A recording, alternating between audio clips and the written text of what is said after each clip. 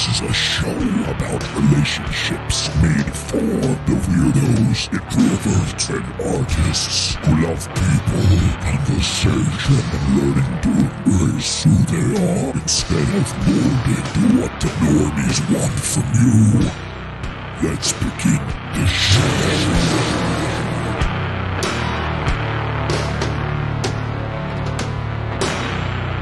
If this is your first time here, this is Betas. This is a show on relationships, dating, confidence, social skills, being happy, and it's a place for people that are not fucked up or are fucked up. People that are like misfits, kind of like me all my life, but at the same time, not, hopefully not psychopathic. People that, you know, like people that love people. I mean, it's all in the intro. I don't need to say it again. Anyway, we're going to talk about Kim Kardashian and Pete Davidson just because it's so fascinating. The world is just so bloody fascinated with Pete Davidson just plowing his way through the entertainment world. And I mean, I've already done literally 2 full-on analyses of Pete Davidson and why women are attracted to him. And it's nothing perplexing. Like, I get it. I completely understand what's going on. And then add in the fact that, like, his best friend is dating Kim's sister. It's just all perfect. It's so perfect. Yeah. I mean, the other thing is that it could just be a complete joke and they're just purposely doing this for fun. But I think they're actually fucking. So why don't we talk about it? They are official, guys. Let's jump into it real quick. I want to say hi to everybody, by the way. Thank you for being here. My 8 people. Let's jump in. Why don't we talk about these things? Kim Kardashian and Pete Davidson officially dashing. So Pete Davidson is officially going to have to keep up with the Kardashians, blah, blah, blah. So blah, blah, blah, blah, blah, blah, blah, blah, blah, blah, blah, blah, photographic evidence. So yeah, they were on the roller coaster. We all know that. We all know that they kissed on SNL. But recently, in the past couple days, Pete was wearing matching clothing. It looks like pajamas with Kim at Flava Flav's house with Kim's mom, right? That's a pretty clear sign, right? But we're not done yet.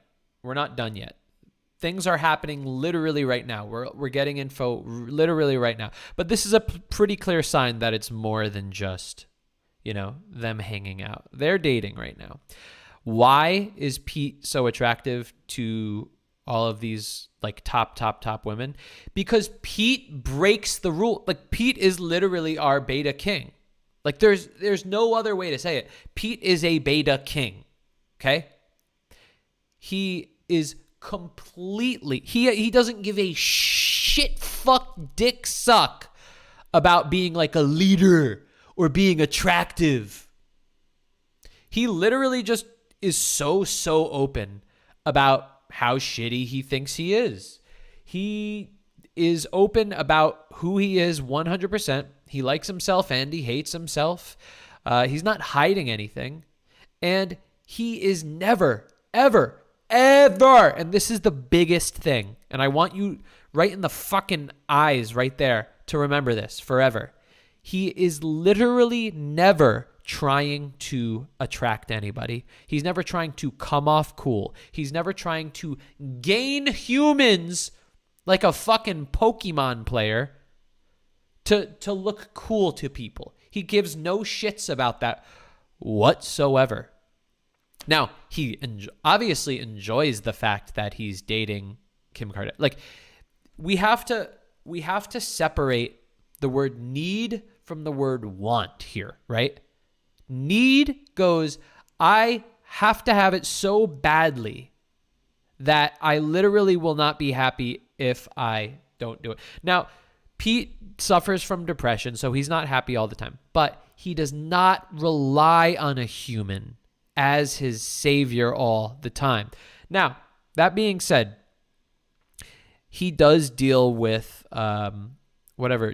something anti-personality, antisocial personality disorder or something like that. So it is said that he does love bomb, which means that like he will obsess with the person once he's seeing them. But it's during the kind of friendship process where he doesn't put that out to people. He doesn't show that, right? And another thing that he does is he's so fucking real with people that he makes the person that he's flirting with, that he's interacting with, feel so natural, feel so real, feel like you're kind of just like hanging out with the cool high school kid that likes to smoke a lot of weed. Like he's never trying to put on any type of personality, never trying to impress you. In fact, he's actively trying to not impress you. He's actively trying to show you how much he does not care. He's actively trying to show you that nothing in his life really matters, that nothing is that important, nothing's that serious. I don't care about anything really. That calms people down. That makes people feel more comfortable. 2, he's really funny. So that helps.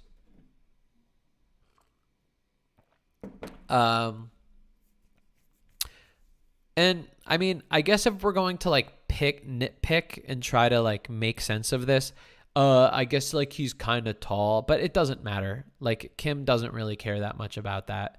A lot of women don't, especially women that are really validated in themselves, they don't really give that much of a shit if a guy's tall or not. But I would say like it's an added bonus. Pete has a good personality, really. Like he's a real motherfucker. He's authentic. He doesn't care what people think. He's authentic. I mean, that's all it is. Like I think what he does is he cuts through the bullshit fakeness that celebrities are surrounded by all the time. I think that's what it is. He never, ever tries to be better or act better than he is. He's just Pete. And that's pretty damn attractive to people. He's literally the opposite of what an alpha male is. Let's see what people are saying in the chat.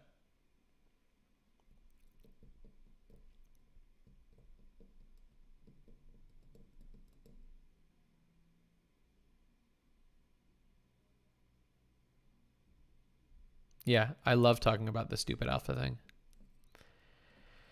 So everyone, let's pray to the beta king, Pete Davidson, for just completely plowing through the entertainment, the celebrity world, just for fun, and pissing off a bunch of red pillars that are kind of perplexed at why. Pray to him, our beta king. We pray to both alphas and betas here. So here's the smoking gun, guys. This is what really told me, okay, bada bing. Do you see it? You can't get more clear than that. That's a paparazzi photo of them either getting out of a car or walking past a car. I mean, it's as real as you could get right there. That's not holding hands because you're having fun on a roller coaster. That's not hanging out with Kim while you're having like, I don't know, like some weird dinner party with her mom and Flava Flav. That's the smoking gun. Now, just even from this picture right here, like you could tell like that laugh on Pete's face. And I love like breaking down the small little things, but like that laugh on Pete's face right there, that smile is the signature Pete Davidson smile. Okay. That is him. Just the laugh kind of signifies like nothing matters. Like everything's stupid.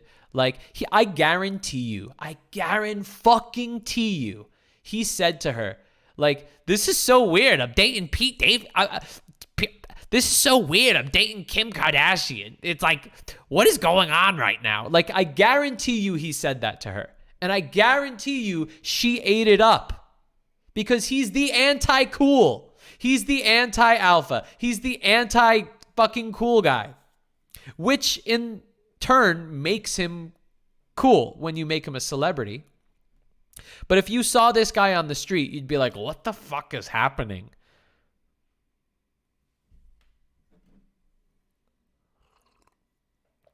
Wow, I just realized hold on one second. I just realized who Pete Davidson's voice is. Ready? Hold on. It's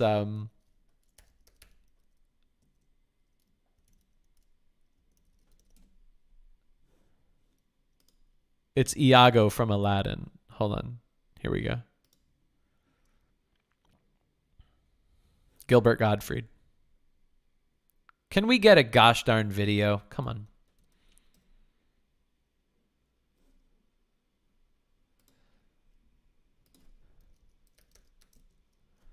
Oh my God, let me search, please. See, I think I'm in alpha mode because I'm all fucking juiced up right now. If this is not Pete Davidson, I don't know what is.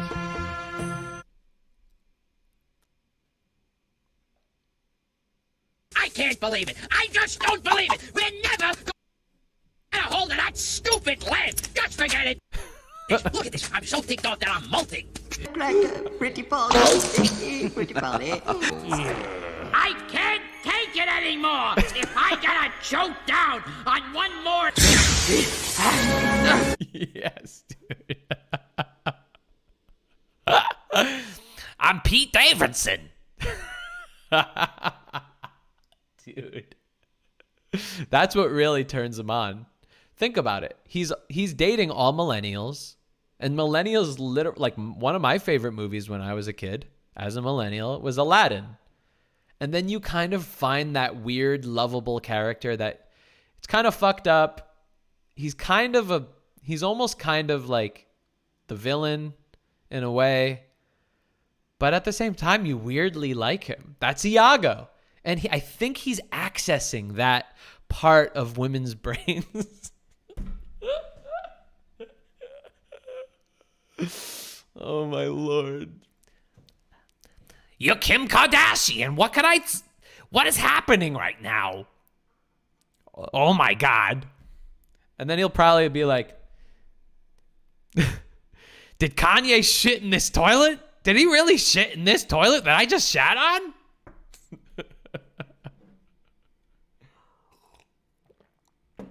Pete is so real. He like literally doesn't care. He'll say exactly what's on his mind. To the risk of making him look like a complete idiot, but he'll laugh it off because he doesn't give a shit. Yeah. Meanwhile, on the other side of the world is, of course, Kanye West now dating Venetria. She goes by the one name thing. That's good for branding. So she's a beautiful model. She's 22. Kanye's 44. So he's literally twice her age. See, I don't give a shit about this stuff. I know a lot of people call it creepy. I don't care. Like, I don't really think it's a big deal. I mean, as long as they're adults. I mean, I think mature people is what's really important after you become an adult. There's a ton of very, very immature older people. Now, that being said, I just want to disclaimer this, by the way. I don't want this taken out of context. If there is a specific, like, serialized dating of extremely young women, then there's likely a reason for it. And it's likely that they are inexperienced. But I don't see this I don't see this Kanye having this headspace. I think he just is like, this is a really hot woman and we have chemistry. That's likely what really is happening. Oh yeah, what's the age gap with Kim and Pete? Pete's like 25. Okay, holy shit. Whoa, years are passing by real fast. I don't know why I remember him being like 22 a couple of years ago. He's 28. And Kim is what, 40? You know what's cool? 41. You know what's cool about this stuff is that, sorry, the devil every now and then. What's cool about this shit is like there's a lot of young men, celebrities that are dating older women right now. Harry Styles, right? There's so many. I'm loving this because it's flipping the script on what's expected. And culture decides society. Like, or how about this? I don't know what I'm saying. Media, celebrity directs culture. And I guarantee you it's going to start becoming cool now to date older women and for older women to date younger men. Guarantee you this is going to start entering the zeitgeist. By the way, I just want to give you an update. On Tuesday, we have a dope Instagram girl. Her name is Skylar. You might know her. She has 1 million. Hold on, I got to get my face out of the way. There. She has 1 million followers on Instagram. Does anybody know this one? Here, let me show you. She blew up in the past year. She like absolutely exploded. Here, can I do this right? Let's see. Oh, that way? Wait. It's hard to do this when I'm there. Does anybody know who she is? She's coming on Tuesday. She's going to chat about dating with me, about being a OnlyFans person, about that whole thing.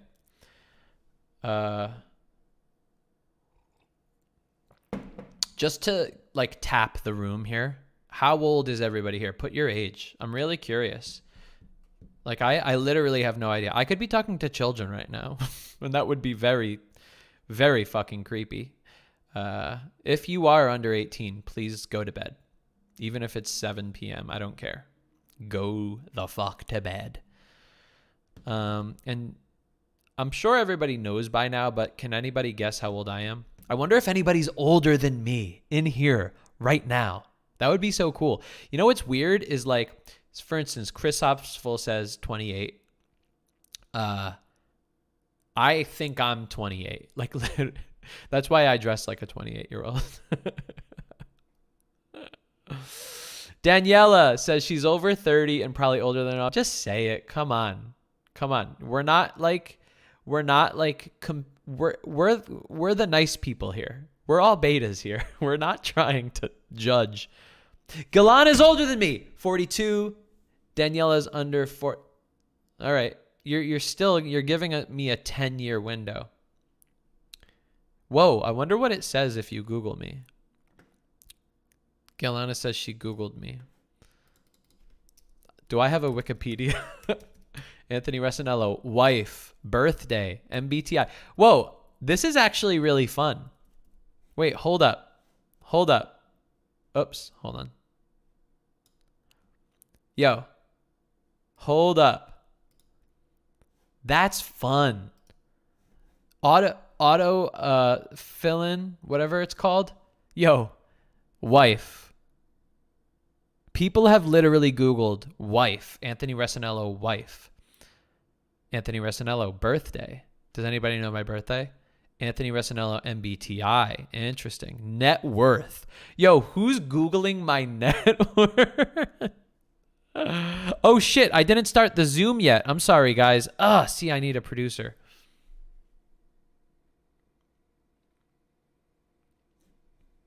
God, I really need a producer because I have ADD. Recording in progress.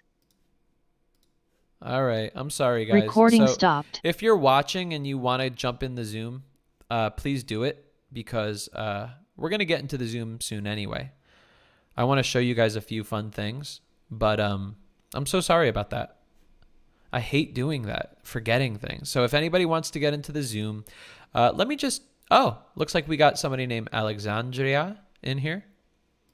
I'm gonna paste the invite link into the chat now.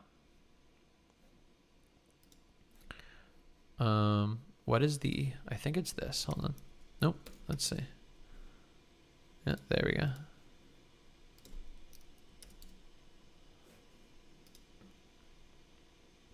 Yeah, I'm 37. Whoa, lotus flower. Okay, wow. So I have people in their 30s and 40s here. I'm 37. Cool. I'm going to paste this 30s and 40s here. Yeah, I'm 37. Oh my God, I'm freaking out here. Stop. Okay, hold on. I'm just going to paste the Zoom link in the chat because I should have started Zoom as soon as the show started, but I didn't. So I'm sorry about that, guys.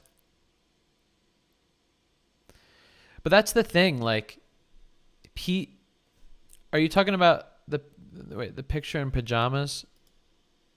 Yeah. Like the fact that he just wears pajamas. By the way, my girlfriend has been noticing like wearing pajamas is like the new trend. So it's not an unusual thing to do. My girlfriend was noticing it. Like we were walking around and she goes, "Is this an American thing to just wear pajamas out?" But the thing is that we were always out on like Sunday mornings, right? And so we would see kids wearing pajamas, you know, teens. And I would be like, yeah, totally. Like going out to a diner Sunday morning, you know, it's often that people wear pajamas out to the diner on Sunday morning. Like that's not unheard of, right? It's not usual. And it happened again. I was like, no, honey, trust me, this is normal. But then we went to like the mall in the middle of the day on like a Wednesday or something. And kids were just wearing pajama pants. And I was like, okay, honey, you're right. Like, this is unusual. This is a new trend. So that's what's going on with kids these days. Yeah. So it's completely understand. Like, I want, if there's any guys out there or women, like, it doesn't matter. I'm sorry to always, it goes back to like my old shit. Is like talking about guys dating women. But literally, I am the biggest proponent of saying that social skills, confidence, attractiveness, it's universal. Okay? Body type is a little bit different, I would say, probably. That's another conversation. But in terms of personality, in terms of lifestyle, in terms of all that, it's universal. Okay? Pete is real as real can be. He hides nothing. I can't get deeper into this. Like that is okay. You guys probably are annoyed at me constantly going, treat the person that you're interacting with like your best friend. Act the same way you would around your best friend, around people that you're attracted to. You probably are annoyed with me. That is Pete. He treats everybody like he's in his bedroom hanging out with his best friend about to smoke weed. That's it. That's the secret. That's all he does. Now, the interesting thing about Pete is a lot of people do that, right? But a lot of people are not expressing their attraction to the person. How is Pete getting over that hump, right? Because, I mean, for me, it's easy to express my attraction. I've been fucking practicing it for years and years and years. I remember like the first time I did it to like a girl that I saw in like the hallways of college. Like I was fucking so scared. I was having a panic attack actually. But I mean, now it's much easier. But I just can't see Pete doing that. But I could totally see him going like, "You're so hot."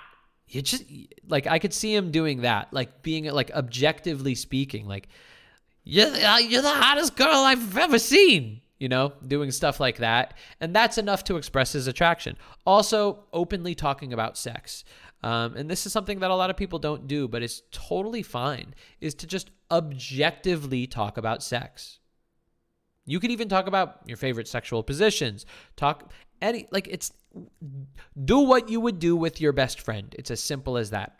And I could see Pete doing that, which opens the conversation for sex between two people, allows people to express attraction in each other, get more intimate, and bada bing, bada boom, you get this. Vulnerable Growth says, yeah, I could see Pete talking like that. Yeah. I mean, I've literally done let's just go to some of the analysis I've done on Pete, because, I mean, I think they're pretty thorough.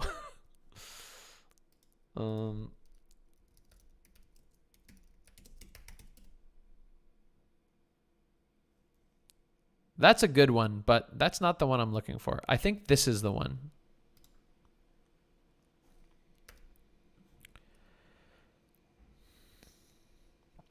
At the beginning of March 2019, Pete Davidson was seen publicly making out with the famous hottie Kate Beckinsale. But how does he do this? He starts with Cassie David, Larry David's daughter, then immediately moves to Ariana Grande, and now Kate Beckinsale. In this video essay, I'll attempt to break down exactly why Pete is so attractive to gorgeous celebrities.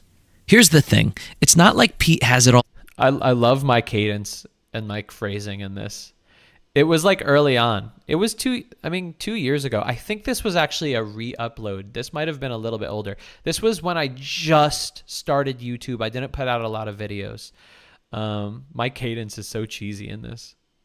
Kate's old. Kate's in her 40s. Together, he's a low-rate SNL character with a few tiny parts in rom-coms, and he does some stand-up. He's not particularly good-looking either. I know some will try to rationalize that since he's a celebrity, he could date anyone he wants.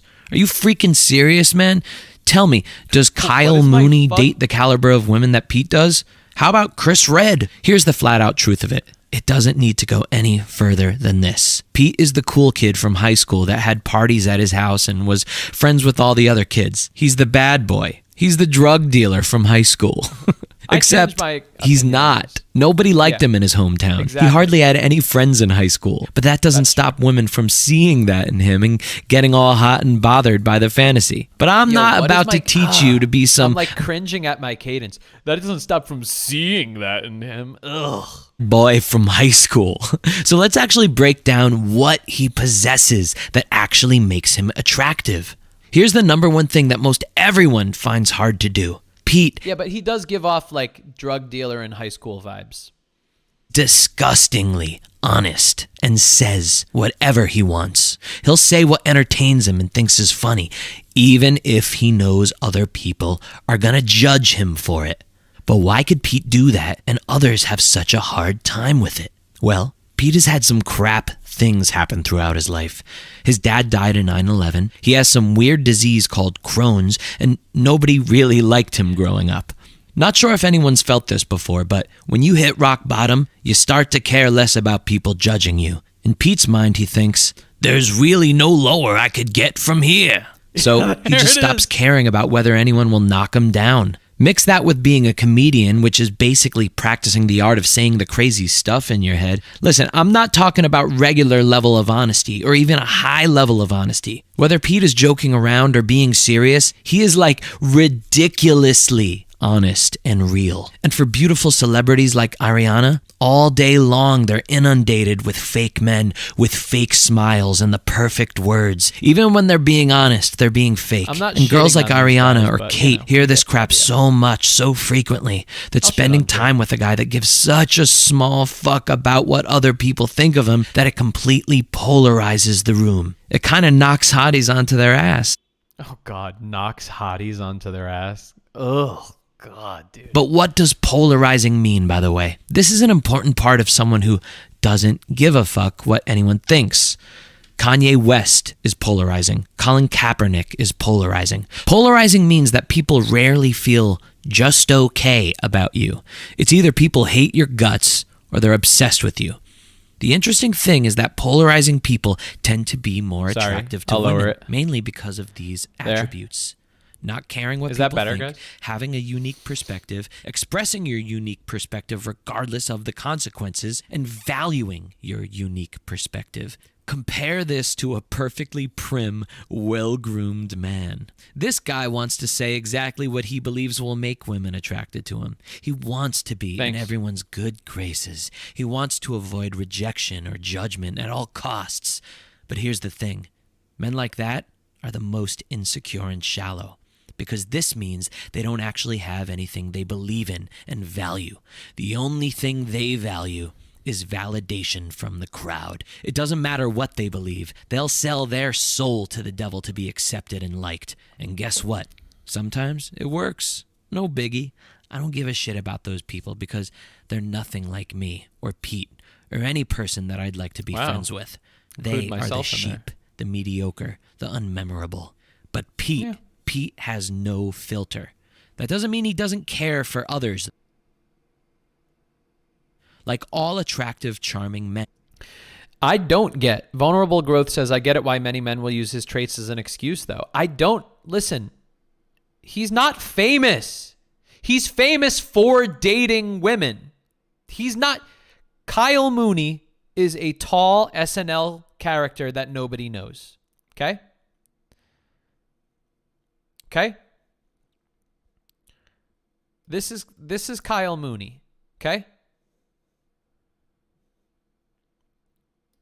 This is Pete Davidson. They're not that much different in the looks department. Okay? Nobody's dating Kyle Mooney. This is red pill bullshit when they go, oh, he's tall and he's famous and rich.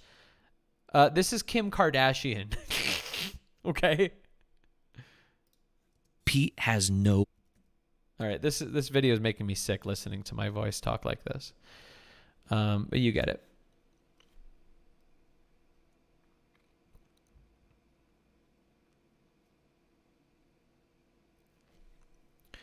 What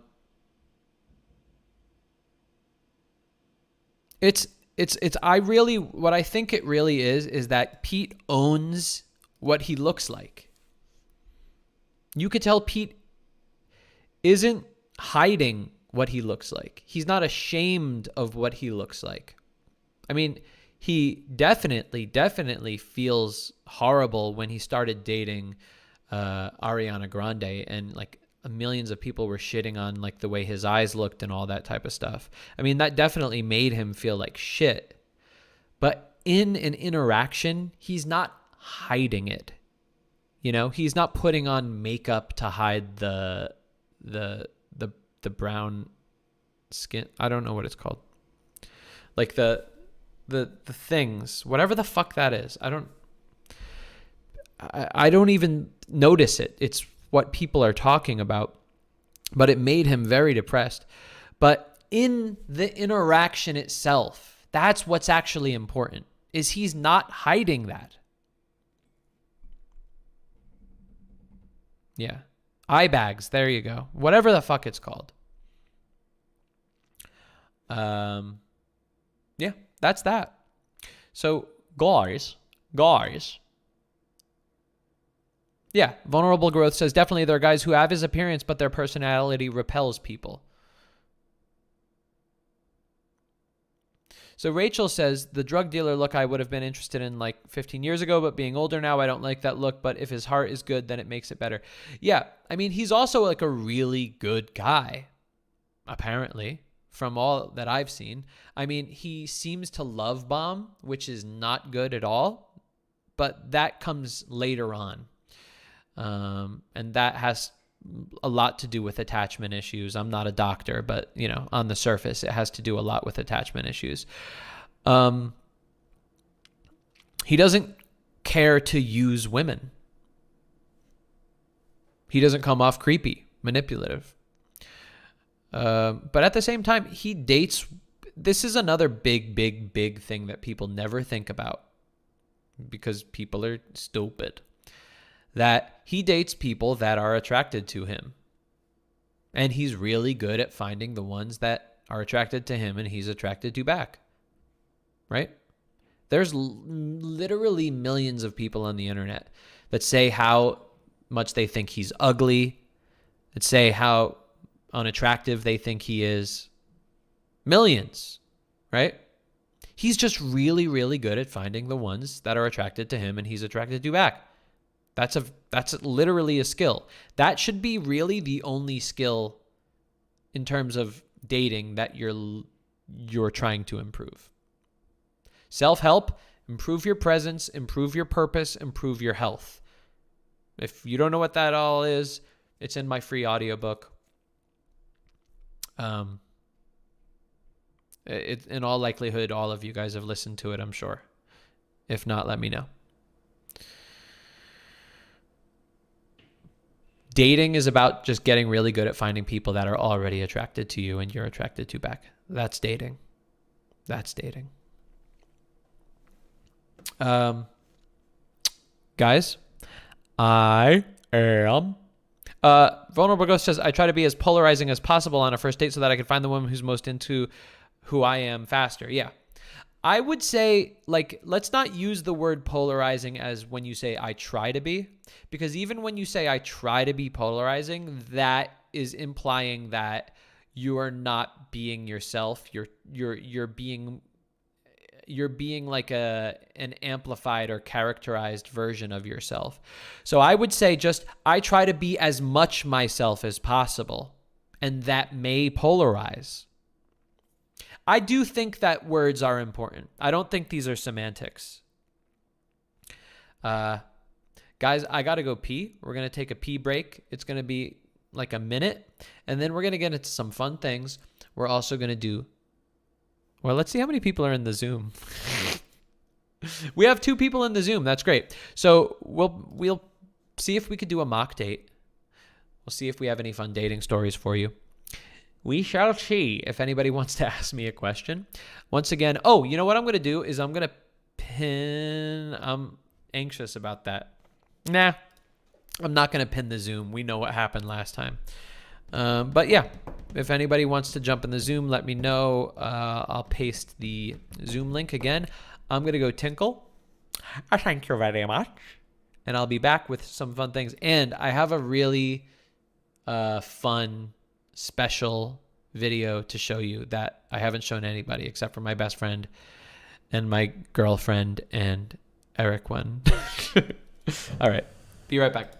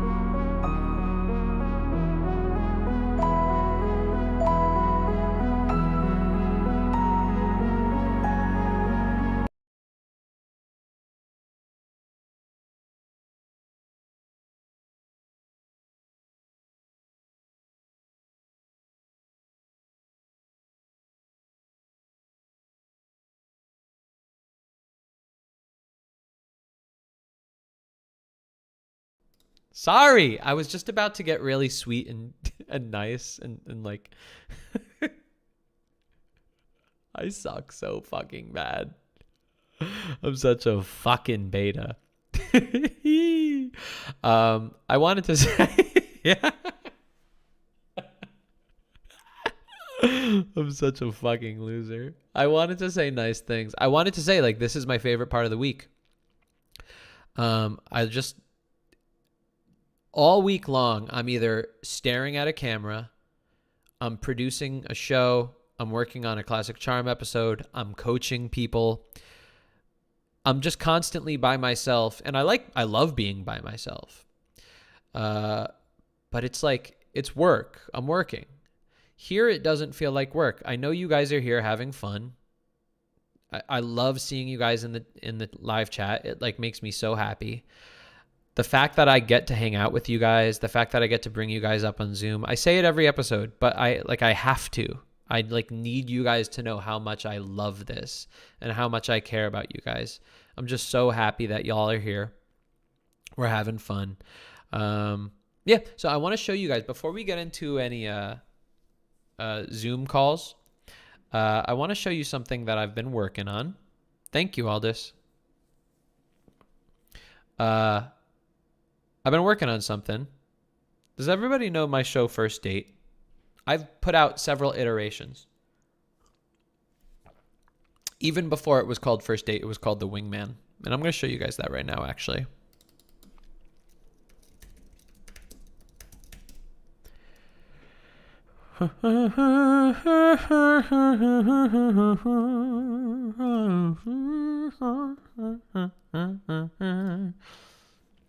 Wow, 23 minutes. Oh, wow, this is a long shit. So, this is my 2020. I did not put this out in 2020. I put this out like before that. But anyway, I re-released it. But this is a show I called The Wingman. On this I made it episode very of The Wingman, reality a show 22-year-old focused. real estate agent with a big heart and an even bigger personality is struggling with a disability that has stifled his confidence since childhood and a lack of experience with women that has tricked him into believing that he's undateable. And I think that's why I don't see myself as a sexual kind of guy. If I can make Nick Campanella see the great value he has underneath his nervous energy, then this New Jersey Italian will be a made man. I'm Anthony Recenello, and I help men I purposely made it into like a cheesy reality show. I thought that was really funny. their soulmates. Blah, blah, blah. Park in New York City and in person. So Nick Campanella, I was coaching him. You think the reason, the number one reason. I have a lot So of here, let anxiety. me show you. He's about to approach his first woman ever in his life on camera. And he is freaking out. That's true. And I'm drinking excited? ee, Yeah, I'm homemade excited. tea, and I like decaf meeting new coffee. people. Yeah. Cool. So there's a nice gal over there. Okay. Why don't you go on over and I'll watch it. Okay. All right, go on. Hey, what's going on? Nothing much. How about you? Good. I'm Nick. Do you mind if I sit? Yeah, go for it. Great. Nice to meet you. Nice to meet you too. So what's going on? Where are you from? I'm from Pennsylvania. Okay. Yeah. So what made you want to come all the way down here? Well, I was thinking about it. I always loved the city. I always wanted to get out, move away from home, but I didn't want to be too far from home. Yeah. Close enough for mom's cooking, I guess. Yeah, close enough. Close enough where I could come home every weekend or so and just chill out, get some free food. Yeah. But far away. I remember enough where I could, working have so my own hard to life make this show Okay. and happen. explore. Yeah. That's cool. Actually, funny enough, this is actually my first time ever in the city. Really? So yeah, I'm from the Jersey Shore. I thought it was pleasant. I like talking to new people, so it really wasn't wasn't super awkward. I like talking to people about stuff, even if it's just meeting random people in Washington Square Park especially. It's what kind of Uber is this? We're taking 2 or 3 hours to get to where we gotta go. I love that. How come you never just been down to the city? Just because? And I would definitely enjoy the conversation we had, but in my head, By the way, this guy, Nick, he is the nicest person in the world. So the story of how this show came about is I was in the New York Times about, oh my God, is it 7 years ago? I was in the New York Times about 7 years ago, I think. God, that's a long time. And what happened is every production company in the world contacted me. I even had oh my God, I can't believe I remember that. I had Buna Murray contact me, which if anybody doesn't know, that's the Kardashians production company. What the fuck? And I had NBC Universal, all of these production companies contact me. I had literally about 15 production companies want to make a reality show out of me. And I ended up making a pilot with NBC Universal. It did not get picked up. We pitched it, not get picked up. So then what happened is a couple years later, or a year later, I was like, fuck it. I'm just going to make my own reality show and put it on YouTube. Nobody watched it. But what happened was I showed it to one of the producers that was at Bunim Murray that I didn't sign with. And he was no longer with Bunim Murray. He was working on his own. And he was like, dude, this is fucking awesome. I got to make a reality show with this. So he's my showrunner, and we're actually working on a reality show right now. We're putting together a little sizzle reel, and then he's going to go pitch it. He has some big producers connected to it. And yeah, I'm excited about it. I'm actually kind of been a little lazy with finishing the sizzle. I haven't finished it yet. I feel like I think it's because I think what it is that I'm feeling really insecure about myself because I gained like 50 pounds after I got into a relationship with my girlfriend. And so I don't look camera ready for network television. And so like I don't want to go on camera finishing the sizzle reel with my chub. I want to look sexy. I think that's what it is, why I'm not finishing it. However, we're working on it. We'll see what happens. But in the meanwhile, I'm putting out, then I turned the show into First Date. And so if anybody saw First Date, oh, come on. See, it's all these creepy red pill people on this Beta's podcast channel because that's who I'm researching for the show. It's so funny. So then I put out First Date. And I was really happy to see that this episode had 132,000 views. And so, you know, he went on a date. I don't know did anybody see this episode?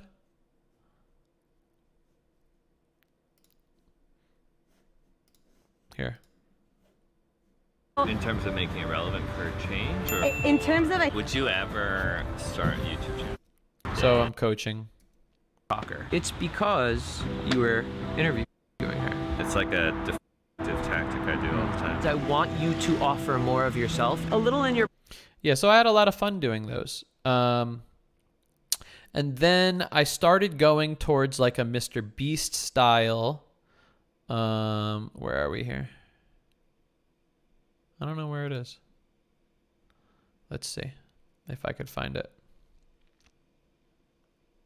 Yeah, I started going towards like a Mr. Beast style episode. What happens when two strangers are asked to kiss every 10 minutes on a blind date? Will it make them like each other more, or will it just be weird as a hell? Well, that's exactly what I wanted to... So that's that.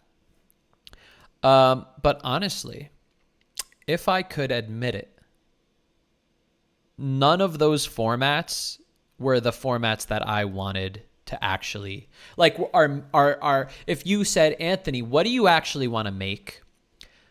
None of those formats would be exactly it. All of them had like half of what I really wanted to make and half me kind of just compromising with what I think will be successful. And so now for this, I would say fourth iteration of my YouTube coaching videos, I think I've found what I actually want to do. And I filmed half of the first episode this week, like 2 days ago. And I just threw together very, very quickly.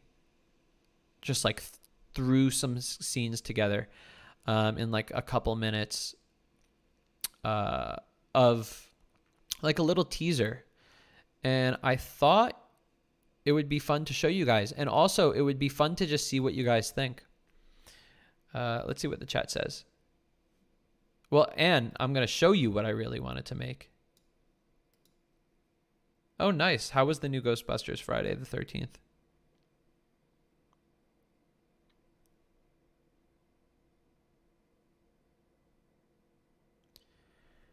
Okay.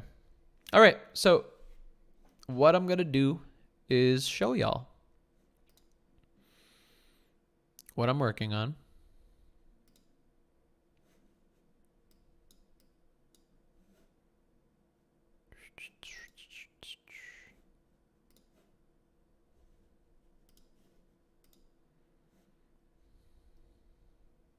Do you actually feed into those thoughts that you have? Do you go, wow, that really is true? Or do you just bat them away and go, come on, let's be serious I here? find myself constantly trying to bat them away, constantly trying to prove that those thoughts are wrong. For starters, by like going to the gym more, but also by saying no. Oh, let's start it over. I'm all fiddling with it. Do you actually feed into those thoughts that you have? Do you go, wow, that really is true? Or do you just bat them away and go, come on, let's be serious I here? find myself constantly trying to bat them away, constantly trying to prove that those thoughts are wrong. For starters, by like going to the gym more, but also by saying, no, hold on a second, like I've had relationships, I've had, and going to the facts. But I will say, like, more often than not, my resting state is low self-esteem and just self-criticism. Yeah. Yeah. It's okay to want to be with somebody for the rest of your life. It's okay to want a soulmate. It's okay to want all those things.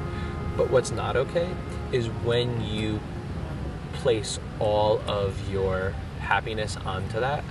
Because what happens is then you start saying, well, I can't be happy unless this happens. Mm-hmm. And guess what? I won't then be you're happy. placing responsibility onto another human being, which is, in a way, dehumanizing them. How about just the mere fact that you get to go on a date? How about the mere fact that you get to spend time with a woman? Yeah. Just the, like, when I was single and I went on dates, like, just to be able to go on a date and for them to want to spend an hour with me, I was like, this is great. They drive across I'm town. overjoyed. I'm literally, this is not a joke. Like, I literally was so appreciative of just that. That's And interesting. to leave and go home and just go, that was fucking great. I just got to, like, hang out with somebody. Somebody new, like another soul wanted to spend a few hours with me. I just literally think that I'm not entitled to that. I fall in love too easily. I fall in love too fast.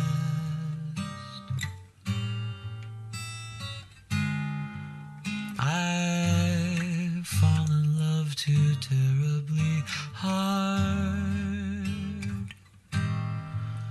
for love to ever last. My heart should be well schooled, 'cause I've been fooled in the past, but still I fall in love too easily. I try not to get my hopes up way too much. Got it. Because Yeah. it's tough to get them up and then I fall in love too fast. So I'd love to know what you guys thought. I literally just threw those clips together. So that is the first half. I mean, that's nothing. That's we filmed the first half of the first episode of the new format for First Date. The second half is going to be filmed on Saturday.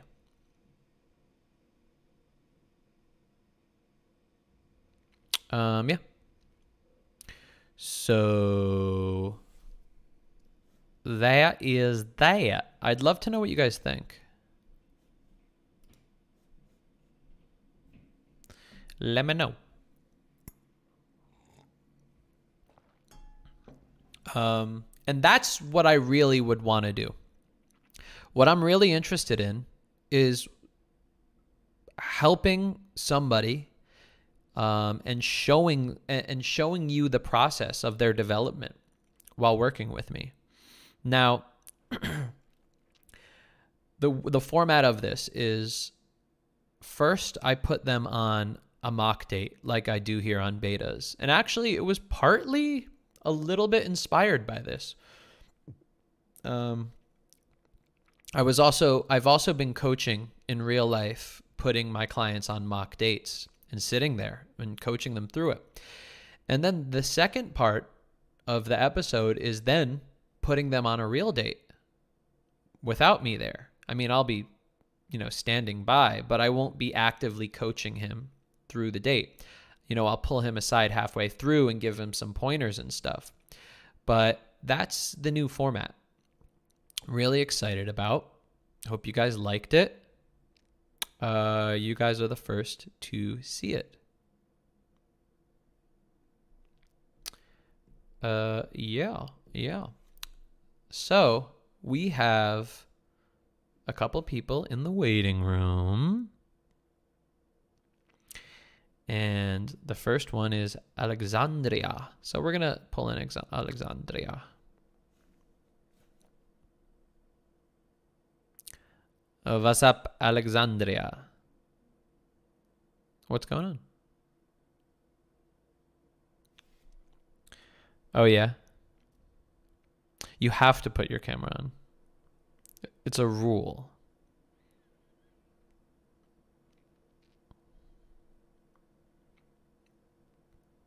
Yeah. Because I don't know how to use Zoom. Oh, man. I've never used Zoom before. Yeah.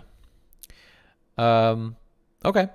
Well, I'm going to put you on hold and check back in a minute to see if you got the video fixed. Okay. Okay? Thanks. Alrighty. Let's see. Okay.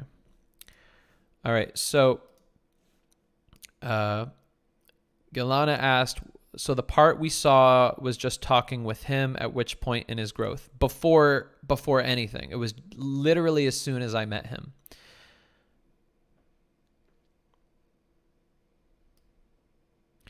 I should record data and see if mock dates before real dates have a...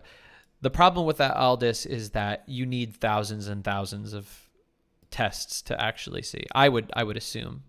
I mean, if I record 35 to 50 dates and I see every one or almost all of them are positive, it could show something.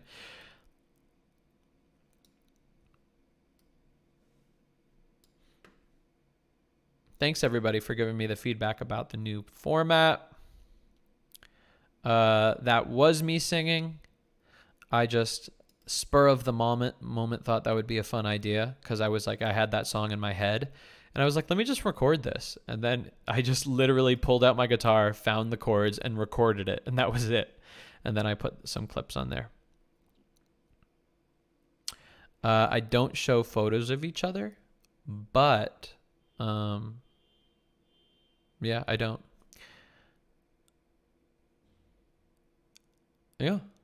So that's that. Let's see how Alexandria is doing.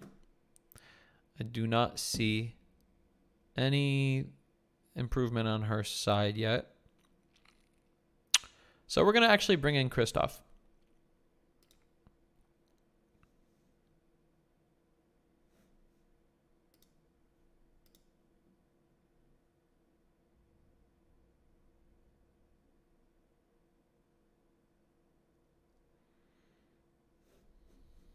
Yo.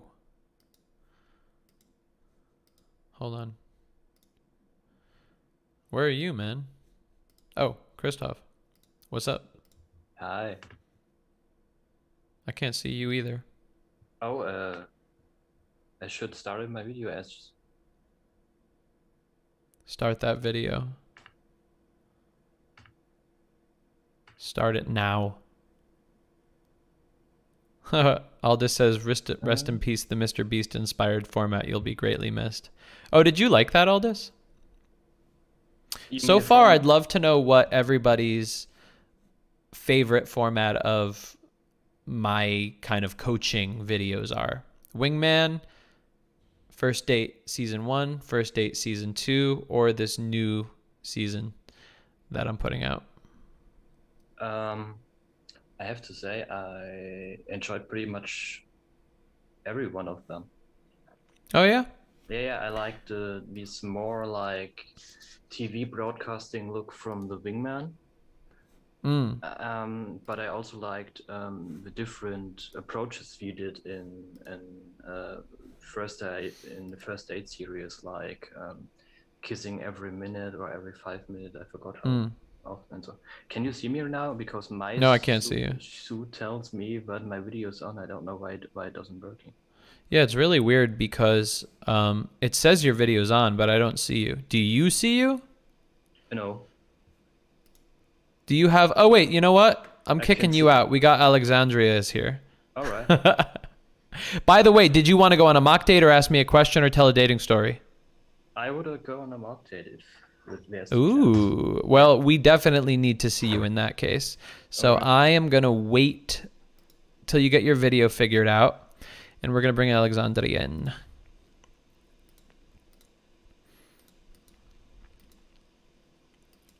Hold up. Yo.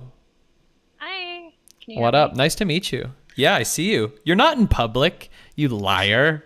I am actually. I can show you. Really? The guys have left. I just moved into a new apartment, and this is Oh, like, are you like in the like the shared community area? Yeah, that has nice. Wi-Fi, so. I love it.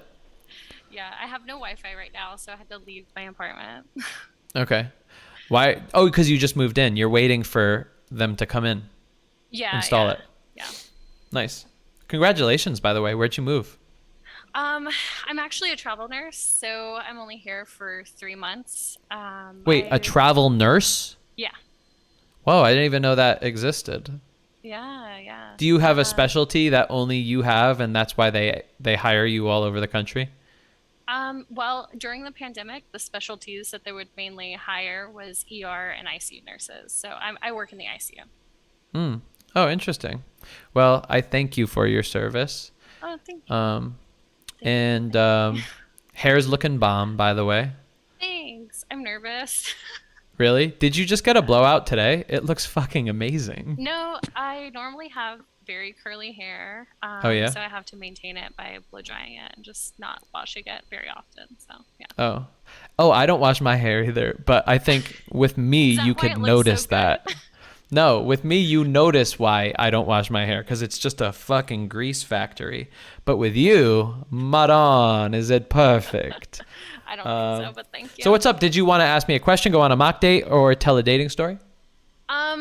Okay, let's see. I have a couple of things that I wrote down because I was nervous to get into this, like, cool. where everyone can see me. Totally. So I guess, let's see. I'm happy being alone, but I eventually would like to have a best friend, basically, to experience things with. Since I go so many new places, I'd love to be able to share that experience with someone. But I'm also a little nervous with meeting people in a situation that's more geared towards we could eventually be dating. I feel like it's more comfortable for me to meet people as like a friend sort of thing, but whenever it's turned into a first date or something equivalent to that, I get super nervous and I don't want to do it. And then I become antisocial. Yeah. Okay. But when you meet random people that you don't have a romantic interest in, you're like totally you and totally fine? Yeah, mostly. I mean, Yeah, I would say I'm pretty good with like normal social interactions, but like with dating, it's scarier, I guess. Hmm. By the way, don't feel nervous here because you said you were nervous. Some in the chat, Rachel says, making me nervous. LOL, she's so pretty. Candace says, her hair is really pretty. Daniela says, that's so awesome that she's a frontline worker. So you're getting a lot of love from the chat. And keep it coming, everybody. Because it is kind of nerve-wracking to come on here. Yeah. Yeah. I almost So just closed the Zoom because there was two guys that were in here playing Pokemon, and I was like, I don't know if I in want to here? talk about in this room. Oh, you know what probably happened? It was probably one of those things where like some random people got hold of the Zoom and just started using I it. meant in the physical room that I'm in. That would have been so awkward for you to talk about this stuff. Yeah, I was about to like press X on it, but then they left. So. All right. So wait, hold on. We'll get into it quick now because we don't want anyone else to come in. But what are you going to do if somebody else does come in right now? Oh, I would assume that they would not come in if they heard me talking. Would you just close the laptop? No, I don't think I would do that. I would. Yeah. Oh, that's true. Probably they would become be respectable. more nervous and not really talk as openly. Yeah. Okay. So I want to ask some questions before I start giving some answers. How old are you? I'm 28. Okay. And have you ever been in a serious relationship before? Yeah, I've been in a 5-year relationship before, and after a Nice. year within it, I told him that I could see us being together for a really long time, and I would eventually like to get married. And 5 years into it, he finally told me that he didn't want to get married at all. So I think I've become, I don't know, a little bit more nervous to commit to people, but yeah. Yeah. So are you downplaying the breakup? What it was. Did you guys end on good terms, or was it like really hard for you to get through the breakup? We were friends for a while, and then I stopped speaking with him very recently. Actually, I think it was like last year. I just stopped completely talking to him, but we had a friendship because we were basically best friends but dating, obviously that's usually how you want it to be when you're with someone for so long, but yeah. Okay. And it was a good relationship otherwise? We had a 21-year age gap. Okay. Being 28 now, I would not recommend someone dating someone so much older because I met him when I was 18. So got it. Can you tell me this? Because I love hearing perspectives. Why would you, in retrospect, not do that over again or not recommend to people that? I definitely would. At the time, I would get upset with people if they felt like it was inappropriate for us to be dating. Because at the time I thought like, I'm old enough. I know what's right and wrong. I know he's not manipulating me.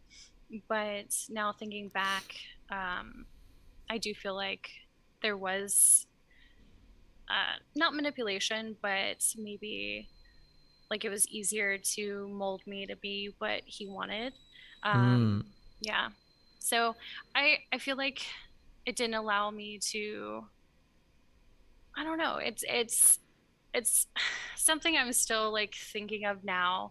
I mean, obviously it's a negative perspective that I have on it now.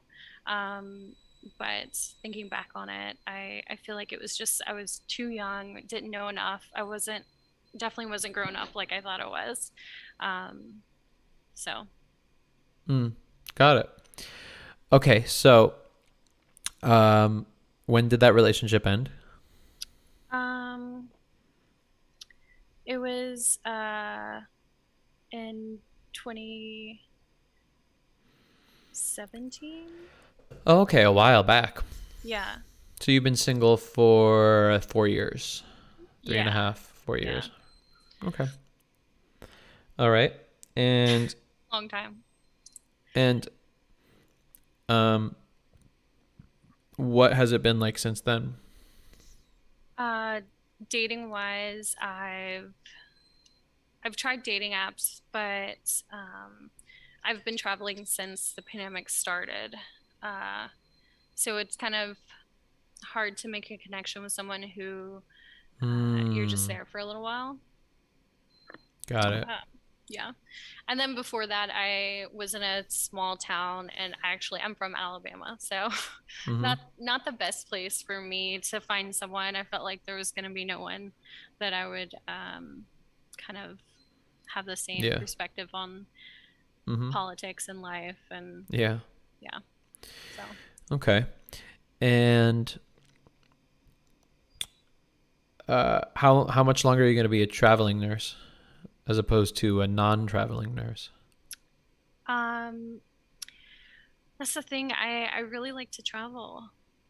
I really love it. I love going new places, seeing new things. I'm in Wisconsin. I've never been to Wisconsin before.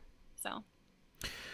Okay, but then how do you compromise the fact that you like to travel as a traveling nurse and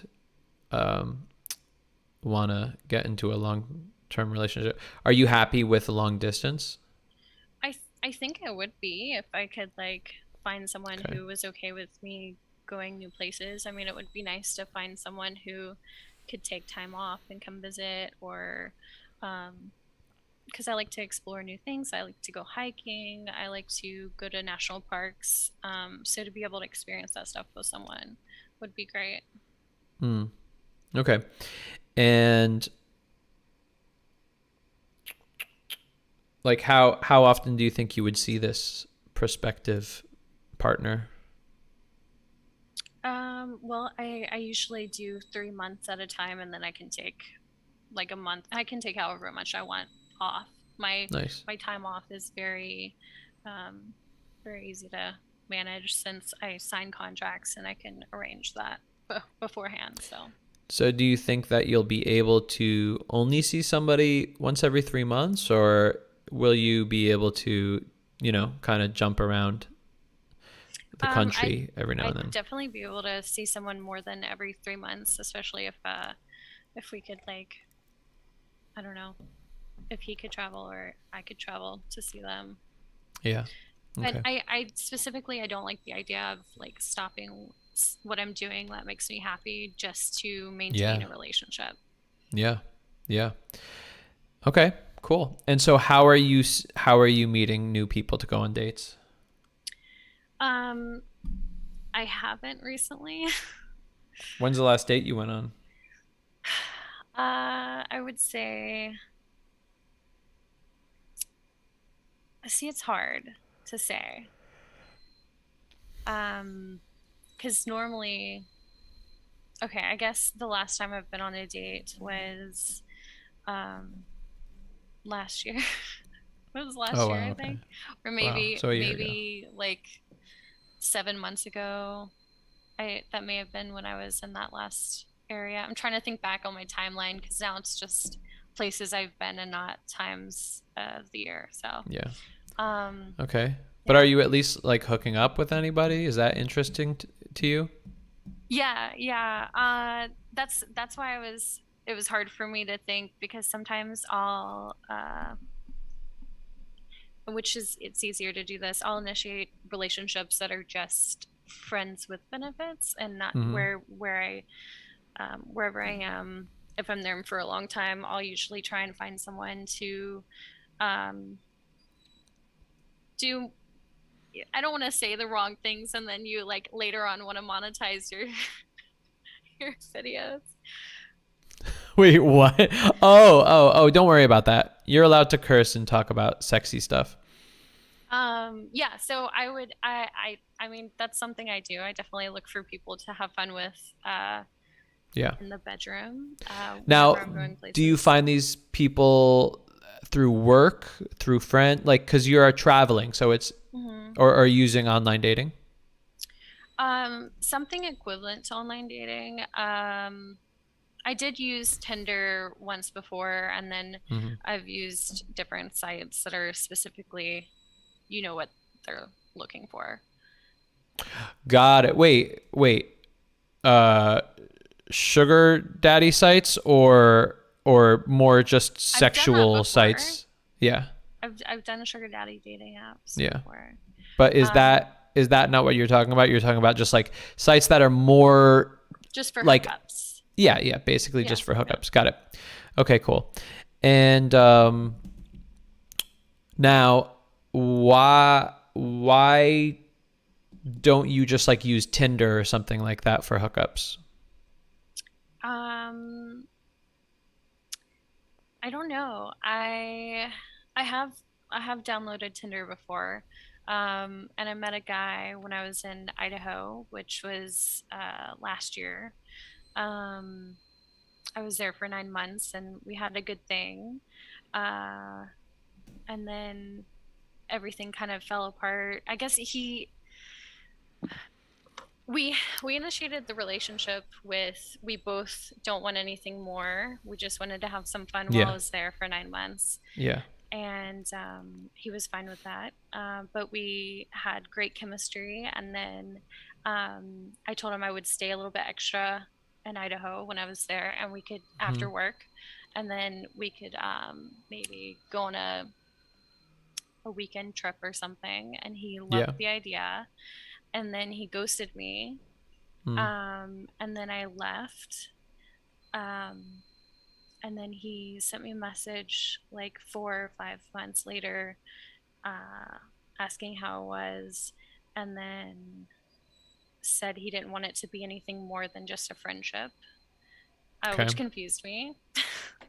Yeah. Because why would you get back in touch with someone who you had more than a friendship with if you didn't want to keep them, I guess, on the hook or something? Yeah. I don't know. Got it. Yeah. Okay. All right. I'm starting to paint a picture of like what your life is like, and that really just helps me so I could like help you to decide where you want to go from here. And so do you get anxious meeting these people? No.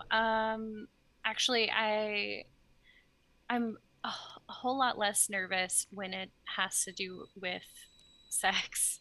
I'm usually very like sex positive. Yeah. I don't know why, but okay. But so the thing that I am confused about though is your question was, well, basically like summarizing is like you get nervous when it's like a romantic type of dynamic, but it seems you haven't had that in a year, had that interaction in a year. So are you asking me because you're thinking of, starting to initiate that again? Yeah. I mean, I don't know how to approach it since I am kind of nervous with starting a relationship. I don't know, maybe I should just wait until I'm done, but I don't know what I'm going to be done with. Until you're done with what? The travel nursing. Oh, but I thought you wanted to do this for the long term. I want to do it for as long as I can, but eventually, hopefully I'll find a place where I want to settle down. So. Got it. Okay. And how many years do you think? At least 3 more years. I could see myself doing this for 3 more. Yeah. Yeah. Cool. All right. So, I don't think you should wait. I don't think you should ever wait, because I just personally think that,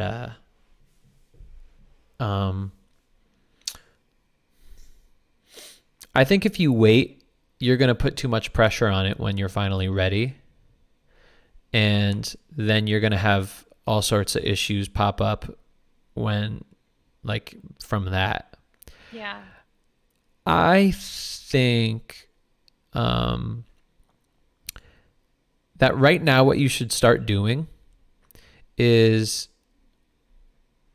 first of all, start online dating, number one, because you're traveling, so it's not that easy to meet new people. I mean, but you are a nurse, so you work with other nurses, and I imagine that they do they have any type of social circles when you go to different places? I mean, usually people after like 4 weeks, people start inviting me to go do things with them. I mean, I don't think I'm socially inept enough to not make friends very easily. I feel like my personality is a little toned down with this interaction just because I'm nervous. Like, No, I could tell. I could don't tell. like public speaking. It's scary. No, I get it. Yeah. Well, you're just talking to me, and there's only That's 25 people here. It's not like there's thousands of people, and all of these people here will are blow up eventually. So. Anyway, no, I'm going into this conversation knowing full well that you're probably very good socially with people, you know, and a nurse has to be, you know. I'm guessing. I'm sure there's some that aren't as good, but you know, nurses are good with people. So, yeah, that's why I'm wondering, you know, like I want to get a good idea for how your life works. So, do you start kind of hanging with a circle within that 3 months, and getting to know those people? Thinking back on like previous places I've been, I definitely do start to get a little circle of people that I hang out with. Mm-hmm. I will say, like, it's not like I'm not being approached by people like interested in me in that way. For some reason it makes me very nervous and standoffish if someone comes up to me and blatantly says like that they're interested.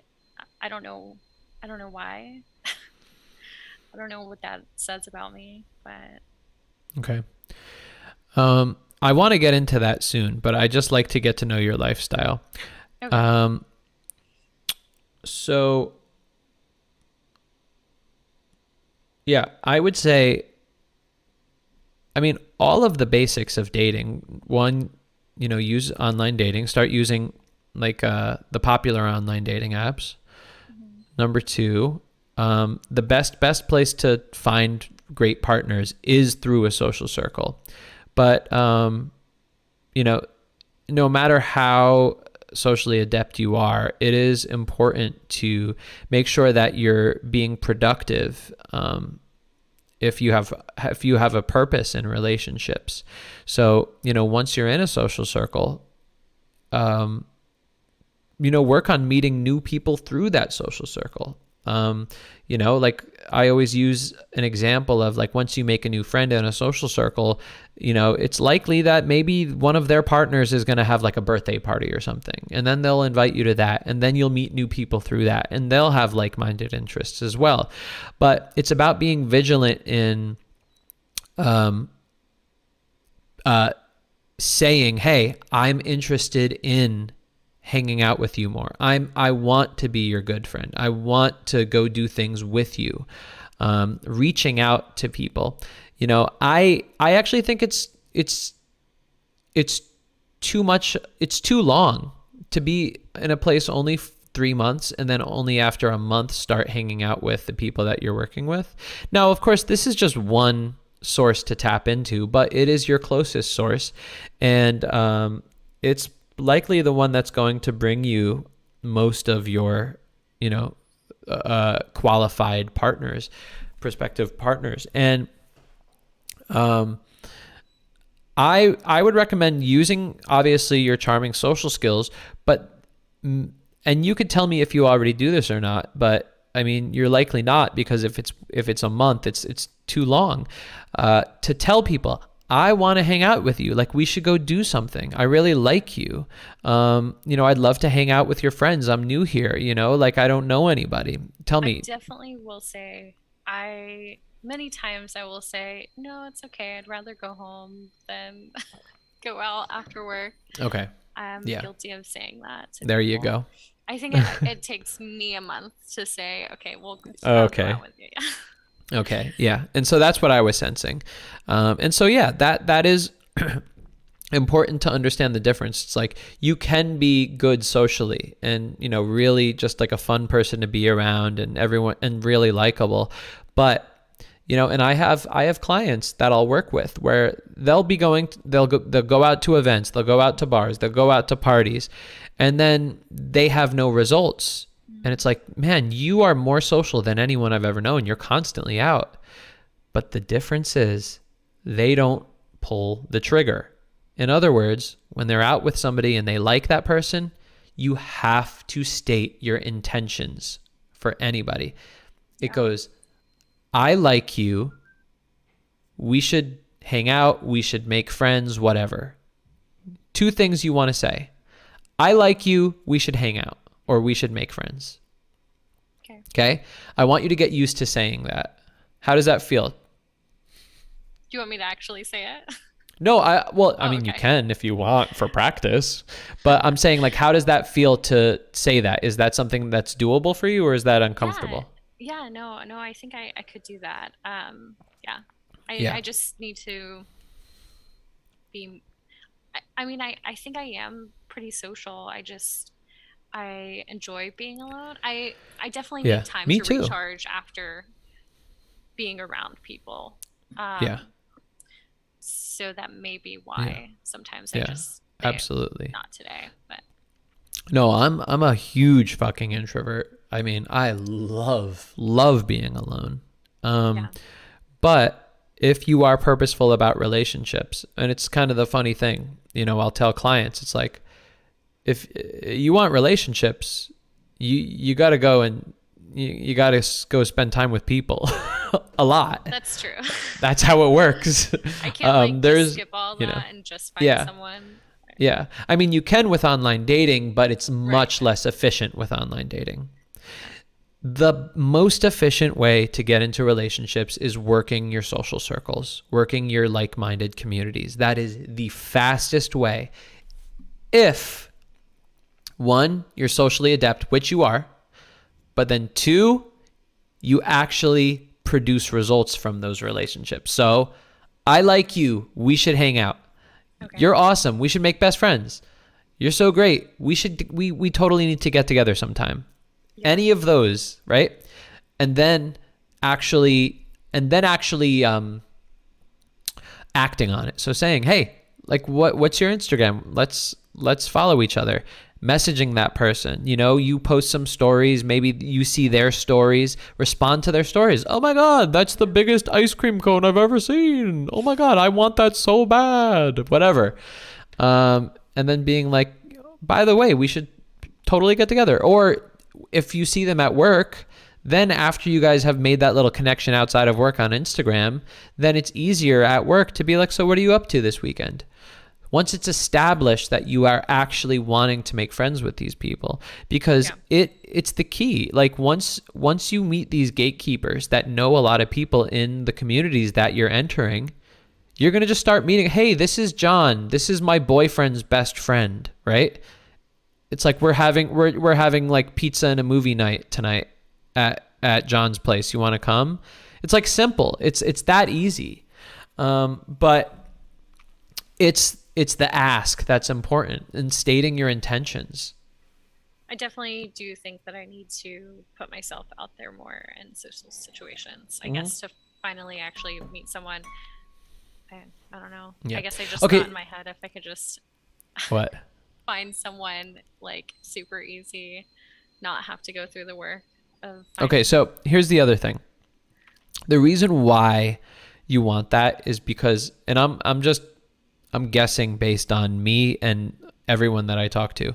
The reason you want that is because you don't like the feeling of having to get to know somebody and the anxiety of that like whole, where do we find each other? You know, like does my circle fit into your circle toy, or is it a square? I'm not sure. Oh God, I don't know if we're like, do we vibe well? Is it going to be awkward if I like say something wrong, or you don't like something that I like, or going through that before it's so, like, for instance, do you have a best friend that you talk to since like childhood or something like that, and you could just talk to at all? That's my problem. I will drop people if I feel like they aren't good to me. Yeah. And that no, I believe in that. I'm a big proponent of that. But are you saying that you don't have one best friend? I do have a couple of good friends that I met on a travel assignment. Yes. Okay. But I so don't actively. I haven't spoken to them for a while. So. Okay. So first of all, before we go on, I want you to use this community right here as a way to, connect with people, because I guarantee you there's people in the chat right now that would love to be best friends with you.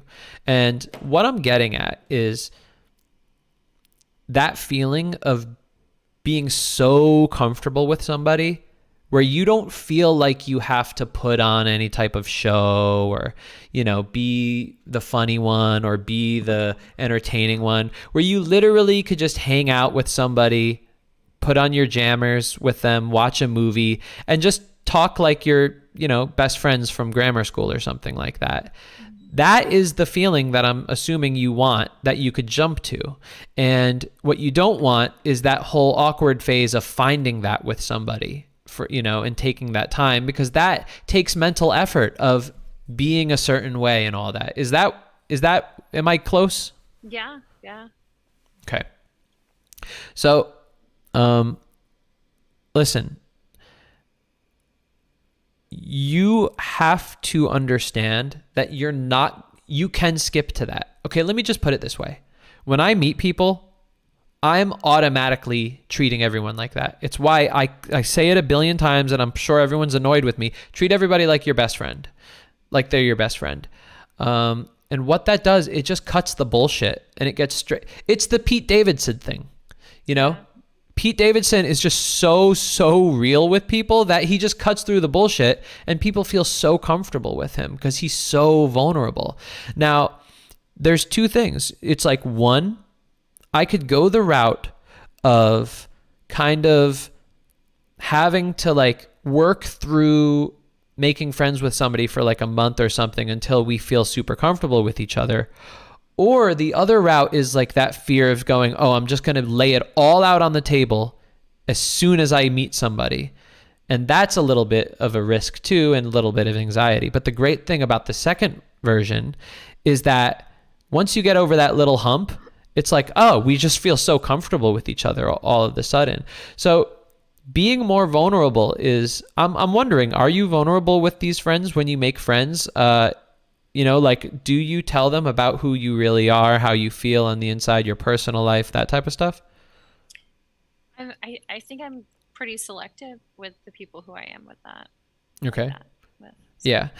And so what I'm guessing is, you may be, and I'm just really speculating here, but who knows? But what I'm guessing is, you put on a really charming shell, and it's partly you, obviously, it's you, but I'm guessing that there's parts of you that you just don't show, and that are more, more tender. And, obviously it's like, well, I don't want to show that because that could hurt if I say that type of stuff, or I let that side of my personality out. And it's totally fine. I mean, like, listen, most people are doing exactly that. They're slowly letting out more to a person over time. And that's completely fine. But you're only in one spot for 3 months at a time. So we kind of got to expedite this process here. Yeah. Okay? Because it's likely that by the time you've made good friends with somebody after 3 months, you're like, all right, gotta go. Bye-bye. And am I just telling a story right now? I'm not sure. Is everything spot on, or am I missing some things? It sounds pretty accurate to the way I see myself, I guess. Yeah. Okay. And so what I recommend is, like, when you make friends, when you talk to people, I want you to put it all out on the table, and I want you to encourage them to do so too. And I also want you to, pull the trigger and tell people that, like, say for instance, even on your first day, like you have a little bit of a camaraderie with somebody during lunch or something, be like, damn, you're so cool. We should totally get together sometime. I don't know anybody here. And you can mention that, I don't know anybody here. And so like, it would be really fun to get together. That's vulnerable. That's taking a risk. It feels, a little scary to do, but you gotta do it. Yeah. Okay. So why am I getting through all of this is because it is so much easier to get into a relationship with somebody and not feel that anxiety that you feel, because basically what you've told me from the start is that, there's a bit of like, you kind of shut yourself off a little bit when you go on a date or when you see somebody in a romantic context. And it is 1,000 times easier to meet somebody that is already baked into your social circle. So when you meet John, that's best friends with Sally, that's brothers of Caleb, and you already have that like best friend vibe with Caleb and Sally, and then you meet John, you're going to feel so much more in control of yourself and feeling natural. And the problem with online dating or whatever is we have to put on this like hot, cool person on a first date with a stranger with zero context for who we are. We both like the movie Step Brothers, and that's why, and we both thought each other kind of looked attractive. And so that's why we're getting together. There's no context. So it's hard to know how to act with somebody. We're searching for it. And that's why we get anxious on a first date. But when you are friends with a community and then you meet somebody that you're attracted to, you have a support system around you that knows you, loves you, and is like gunning for you to meet somebody new and you trust.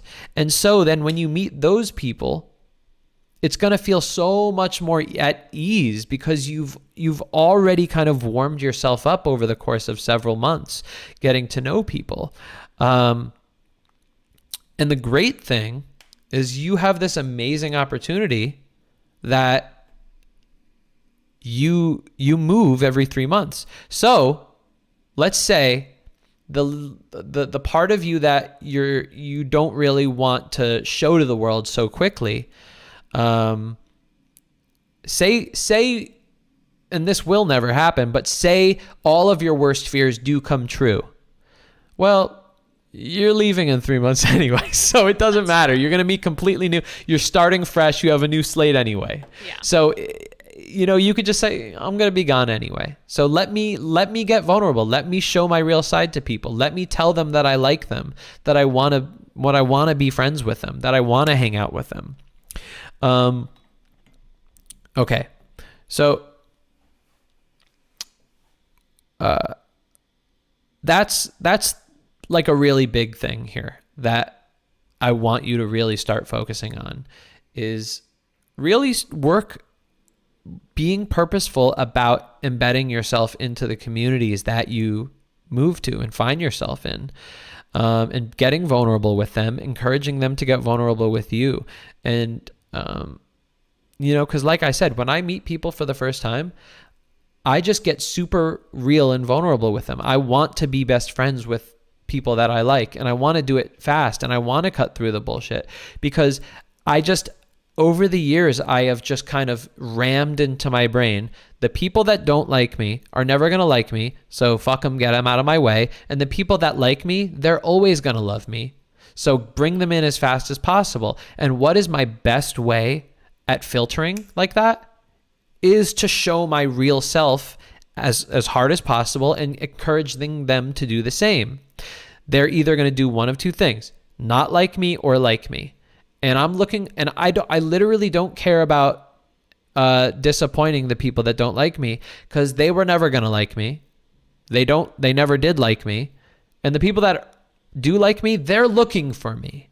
They're hoping that I'm going to be in a relationship with them. They cannot wait. They go, I know there's this weird fucking 37-year-old dude with long greasy hair that's, you know, he has a podcast, you know, like I know he's somewhere. I just want to meet this person. I'm for those people. Okay. And I literally just could not give a shit about people that don't like me. I just don't care. And so that's why I'm so quick to show exactly who I am to people. Because maybe I should do that instead of what I've been doing, which is take a long time to allow myself to get to know someone, like, or let them get to know me. Yeah. And then as soon as I realize they're not really a good person, I drop Yes. them. Yes. And okay, so then you've just brought up another great reason to do this, is because you are sharing values when you show your real self. So if you are not getting personal with people so soon, they're not going to get personal with you. So you're not going to be able to filter them like they are going to be filtering you. So like you said, they can end up being a shitty person with values that you don't share. And if you find that out too late, well, I mean, that's because you waited too long. I want to get to the point. I want to know who you are. I want to know what you're like, because I get excited about making friends. It's really fun for me. And that's coming from somebody that's a really big introvert. But here's the reason why I get excited about it. Because I choose not to take part in a getting to know you process. Why? Because it feels anxious for me. It's weird. It's awkward. I want to cut right to it. And it's like ripping off a Band-Aid. Yeah, I'm gonna get vulnerable right in front of everyone real fast. And it might have a little bit of a sting at first, but after I do it, I feel really good because it's all out there. And I encourage that other person to do so as well. And it's all out there for them too. And so it's so much easier to do. Yeah. Okay? I just need to work harder on actually connecting with people. Yeah. I mean, I feel like there has been some relationships or maybe even many relationships where you've been fucked over and, you know, it's probably, you know, created an outer shell for you. Yeah. Yeah? Is it true? Yeah, definitely.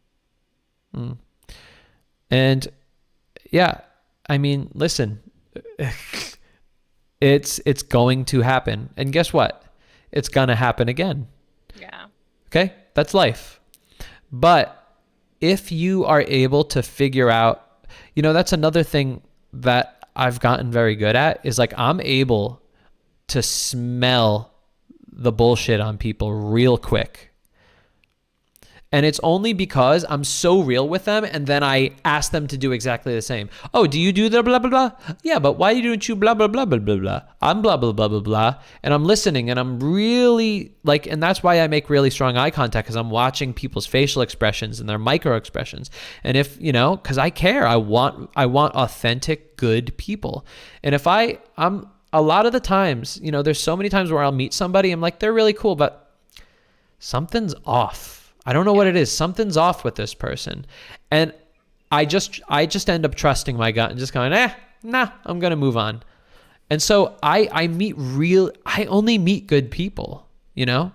And just like this podcast, like literally everyone here is just fucking great people. All types of people that I'd want to make friends with, including you, you know? It's like, who pops up? You. Somebody that I could see is just an awesome person. And it's because it's like I'm putting out my values constantly and I'm inviting, you know, like the fucking intro of this fucking podcast. You know, it's thank you. But it's why? Because I'm making a call to who wants to hang out with somebody like me. That's all I'm saying. Yeah. And so if you are not doing the same, yeah, you're going to slowly make friends with people, and some of them are going to be good, and some of them are going to fucking suck. Yeah. That's a waste of your time. That's a waste of your life. You know? True. Yeah. But I have to meet people in order to get rid of them. So. Yeah. Whereas right now. And so like exactly, that's so true. And so like I don't want to give you like specific first date advice because none of that is going to matter. That's going to just be more caking on things that is not you. It's going to it's so often that people are masking confidence in order to hopefully attract somebody when it's ultimately just going to fuck things up. So I'd rather you focus on this. And what's going to happen is you're going to start naturally leading yourself to good people because you are like a lighthouse, with that huge bright light showing your values out to the world. And those right people are going to say, hey, I know where you are now. Yeah. I'm planning on July going to a board game convention, so hopefully I can meet new friends there. Hell yeah. Wait, July? That's in like 10 months. I know. I've already bought my tickets. That's awesome, though. That is really great. I love really that. Fun. It's in Orlando, Florida. You should go. Wow, maybe I will go. Except for that I hate board games. I like Scrabble. Oh my gosh. Okay, yeah. You're not invited then. No, I like Scrabble and okay, this is the truth. I like board games after the first half hour of playing them. Mm-hmm. I hate learning how they figure who's the wolf or whatever. So if you go to this convention, everyone's there to play games, and you can put up a sign on your table saying you want a teacher, and then someone will come up and they'll be kind enough to teach you how to play the game. Oh, I like that. You don't have to sit there and figure it out. Okay, so where are you right now? What city? I forgot. The city doesn't matter. I'm in Wisconsin. Okay, you're in Wisconsin. Okay. Near Green Bay. Okay.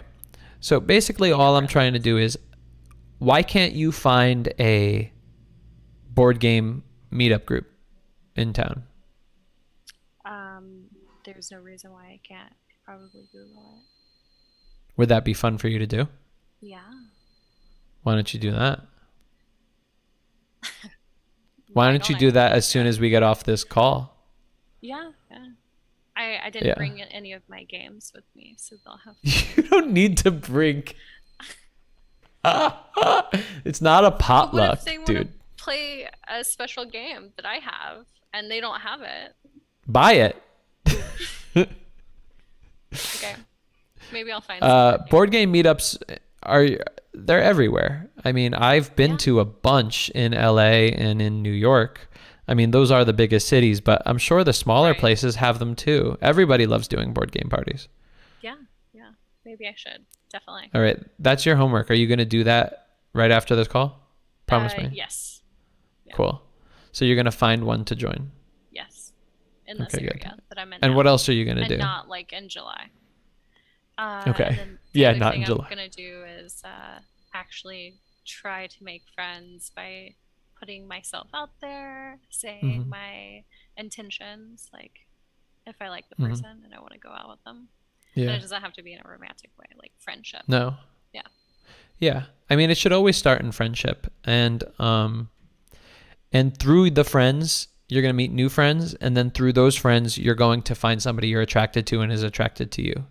Yeah. Because you're getting super duper specific about the right people. And when you're just meeting more of the right people, you're going to meet the right person. Yeah. Ooh, see? That should be in a quote somewhere. That's your quote. Someone write that down. Chat.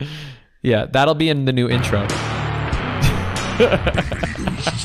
Don't replace the intro though. It's a great okay, intro. I won't. Yeah, thank you. All right. Any other questions? Oh,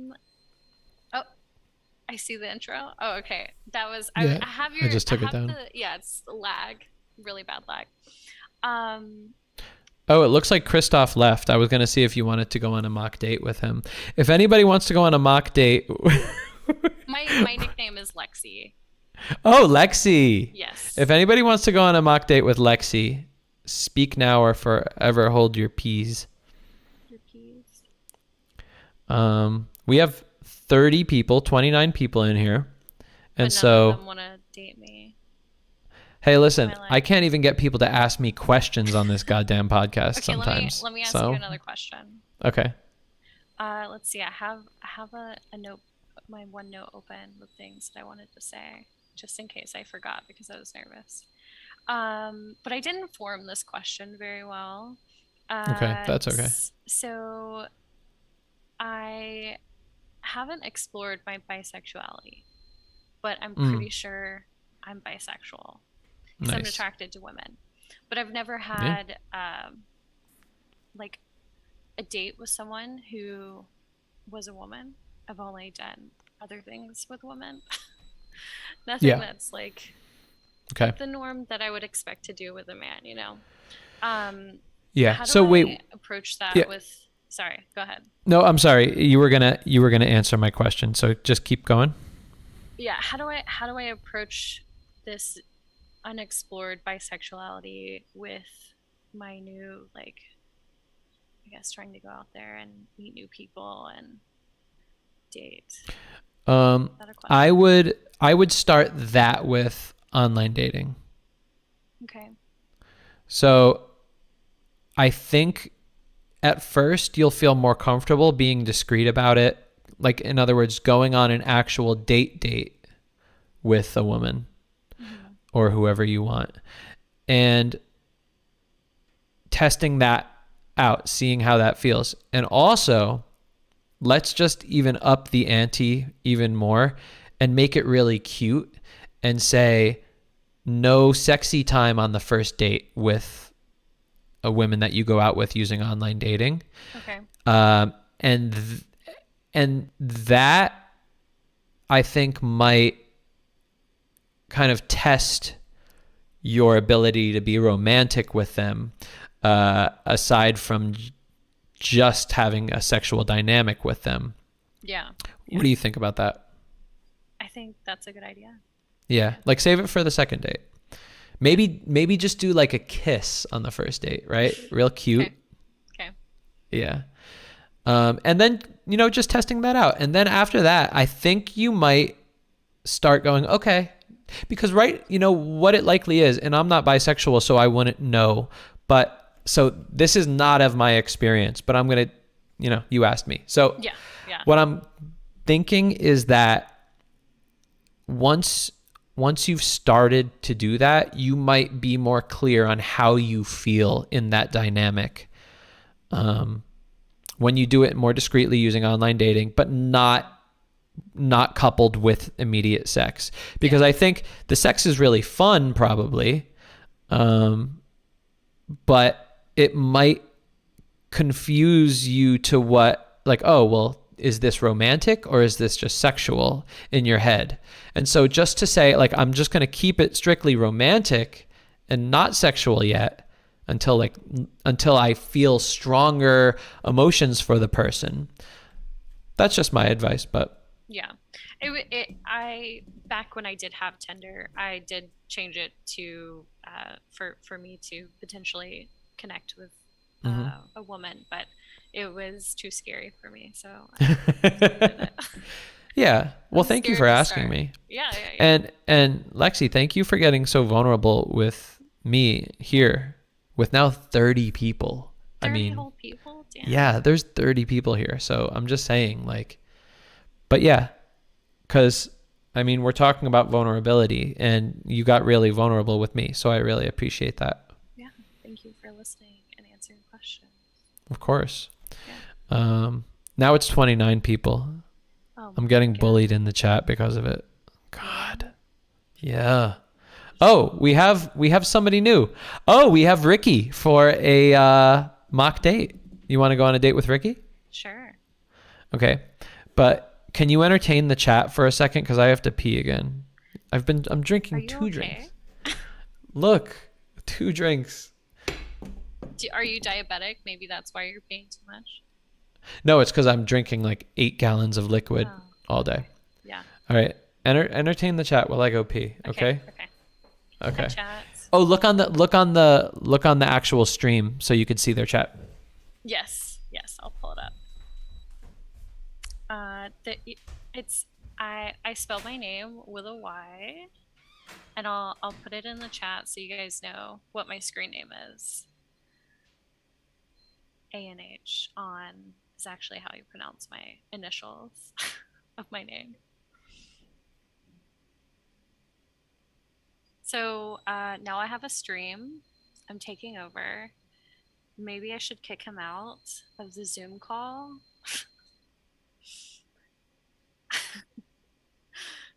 Do you guys like to play board games or video games? Does anyone like? Oh, dating story. I do have a dating story.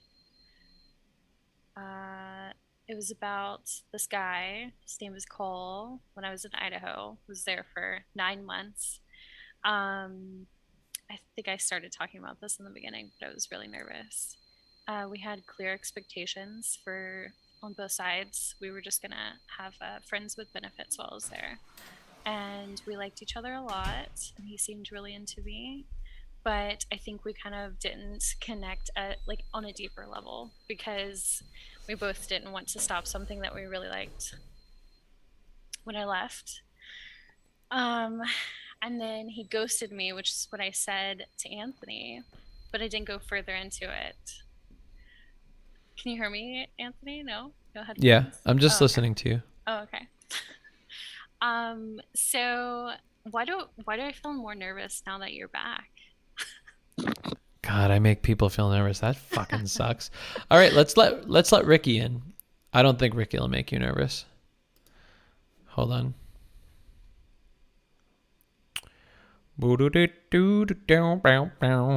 Ricky, oh yeah, Ricky. Hey. What's up, my guy? What's up, dude? Make sure you mute the stream. I just did. Yeah, you got Great. it.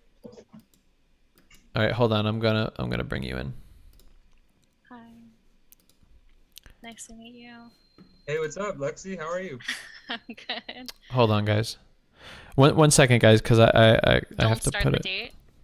Don't start the date yet. Ricky, show me your shirt. Does it say daddy or does it say sorry? Oh, it says Sorry, sorry.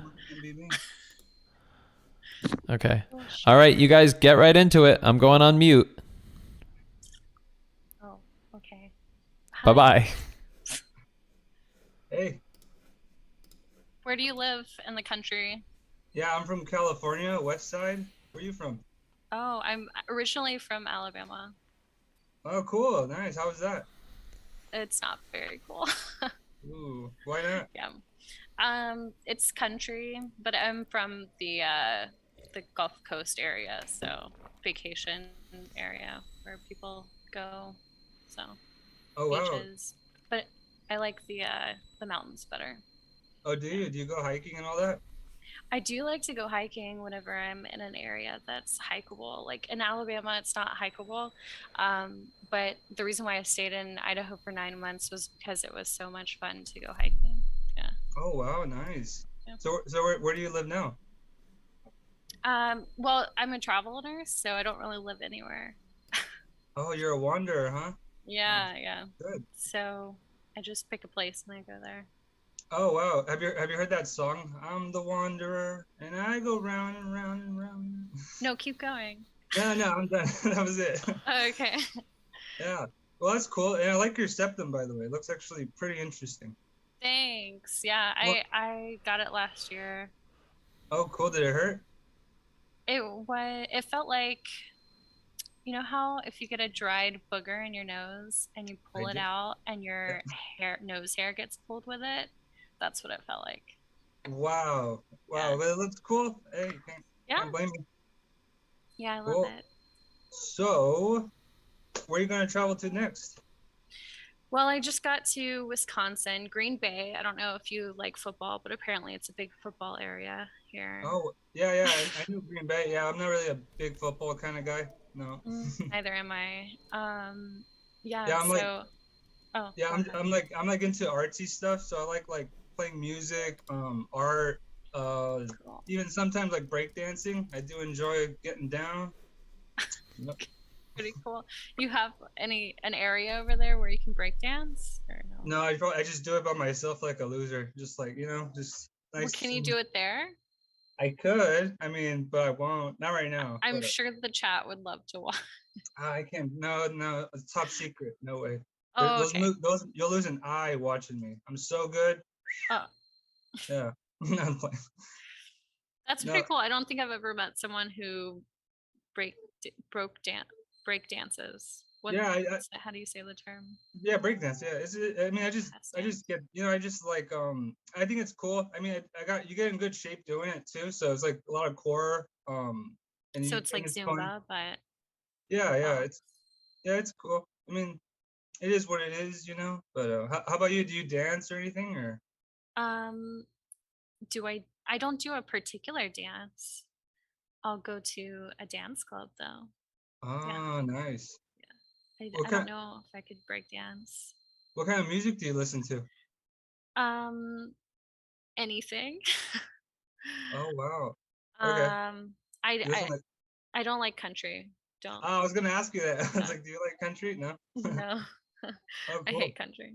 Yeah. I like more. I'm more of a jazz kind of guy. I like Oh, I like jazz. saxophones and stuff like that. Yeah. Yeah, it's really nice. Have you ever been to New Orleans? I haven't. No, I haven't. You should go if you like jazz. Yeah. I should. Yeah. But will I? I don't know. There's a street called Frenchman Street in New Orleans. That's great for music Ooh, and stuff. nice. But I've never actually gone to Frenchman Street. I think once I drove through it, I was with some people who had never been there. And I was trying to be safe with them because there's particular places in New Orleans that you shouldn't go, I guess, for safety. But I didn't see any jazz clubs like I was wanting, like go back in the day to a jazz club, like what I was thinking, like get a martini and sit down and listen. It wasn't Oh like yeah. that. Oh, okay. Cool. Yeah. So, how'd you find out about Mr. Anthony Recenello? I was trying to remember how he did because he brought up his these older videos on his main channel, and I was trying to remember when I started to watch him because I remember finding those videos and loving them. But I Yeah. can't remember. Yeah, I watched like one video about H3H3, and then I was like, Oh, yeah, maybe it was H3H3. yeah. I find so many people through them. Yeah. So And then you I was hooked. Like this guy had me like a hot shot of heroin. I was like, I am watching this guy from this day on. yeah. I love H3. Yeah, yeah. Anthony's awesome. I really like how he teaches too. Like, cause he teaches like values, like put out what you want and see if Yeah. it's good stuff. Yeah. So yeah, I just hopped on. So like, what kind of values do you want? Like, what are you looking for? Um I don't know what I'm looking for. That's a hard question. I guess what I'm looking for right now would be a good friend to experience things with. Since I'm traveling, I see really awesome places, and I'd love to share that with people or a person, and to have a good friend to be there. Um, yeah, that's what I'm Yeah, looking for. yeah, like a best friend, right? Like someone you can trust and confide in and stuff like that. Yeah. That's awesome. Yeah. What do you do for work? Me, I'm unemployed, but I still make money. I still have my sinister ways of getting paid. Top Is secret. it like breakdancing in the back streets or? No, I'll show you. Yeah, I have like a little side hustle. So I got like got these cute little business cards. So I do like like artwork. So I'll make some money doing that. Side jobs. I'll do some work for someone. Do you have any artwork you can show? Yeah, I think so. Let's see. Here, I got this. Here, I'll pull it down. So here, I got this one. I did one for Anthony, like a fan art. That was pretty funny. I was like in a hurry in the morning, but so stuff like that. Nice. I'm a digital artist, so. Oh, okay. Yeah, I did this one. And it was I got it for I do a lot of meditating, and yeah, I was meditating. I just saw this in my head. I'm like, I'm going to bring this to life. So Yeah. I've never seen this place, but I just imagined it one day. That's super cool. Yeah, I love art. Yeah. I love art too. I don't do digital, but I like to do gouache painting. Ooh, nice. And because it's pretty similar to watercolor, but you can make it more opaque. And then I really love doing embroidery, but it's a specific type of embroidery. It's called painting with thread. I guess is a way that you can Google it, and you can just like I've made little embroidery cat pictures for friends that have cats. So Oh wow, that sounds fun. but it's really time consuming and yeah, it takes a lot out of like pricking your finger, and then my eyesight gets really blurry when I'm doing it, so it takes a long time to do it because you're doing it one thread at a time, and especially with like cats, they have different varying colors in their fur, so maybe I do it too detailed, I don't know. Nice. Yeah. You know what? I need your Instagram. We gotta be friends. Maybe everyone will be your friend. I don't know how I can get your Instagram, not without everyone finding out. But I don't know. I don't care if other people find out. All right, what's your Instagram? Let's get it. I think it's. Let me see what it's called. Where's Instagram here? It's Lexi with a Y, ANH. ANH? Yeah. Do I need to show you? No.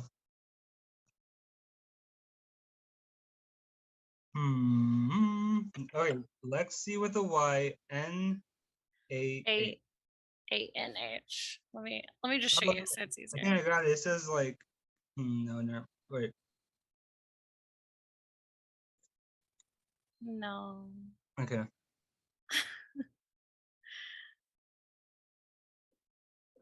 Can you see? I can see. Okay, I can't find it. No. If you can't find it, then you'll never have it. Well, you know what? I won't. I'll hunt you down. I will find you one day. I will. Probably. I'll hunt you down. Okay. I will. Okay, it's just my nickname and then my handle on YouTube. So maybe Okay, you can cool. investigate that way. Okay, you got it. I will find you, Lexi, with an H. With a Y. With a Y.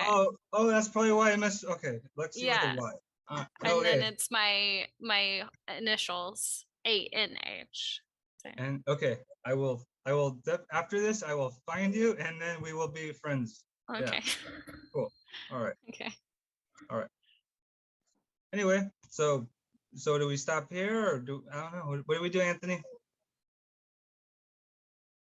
Anthony, he's achieved his goal, so he wants the mock date to finish. he got the digits, or almost. He's gonna have to look hard. All right, well, we can take a little break here, guys. Tell me, how did that feel for you guys? Ladies first. Lexi, you start. It felt like any other social interaction. Mm-hmm. So you just explain. It didn't feel bad at all. I didn't feel awkward. I don't know how else to analyze it, I guess. I mean, am I supposed to analyze how this I is did, or how anything, but so I think what you're saying is like this is where you're comfortable interacting here. Yeah.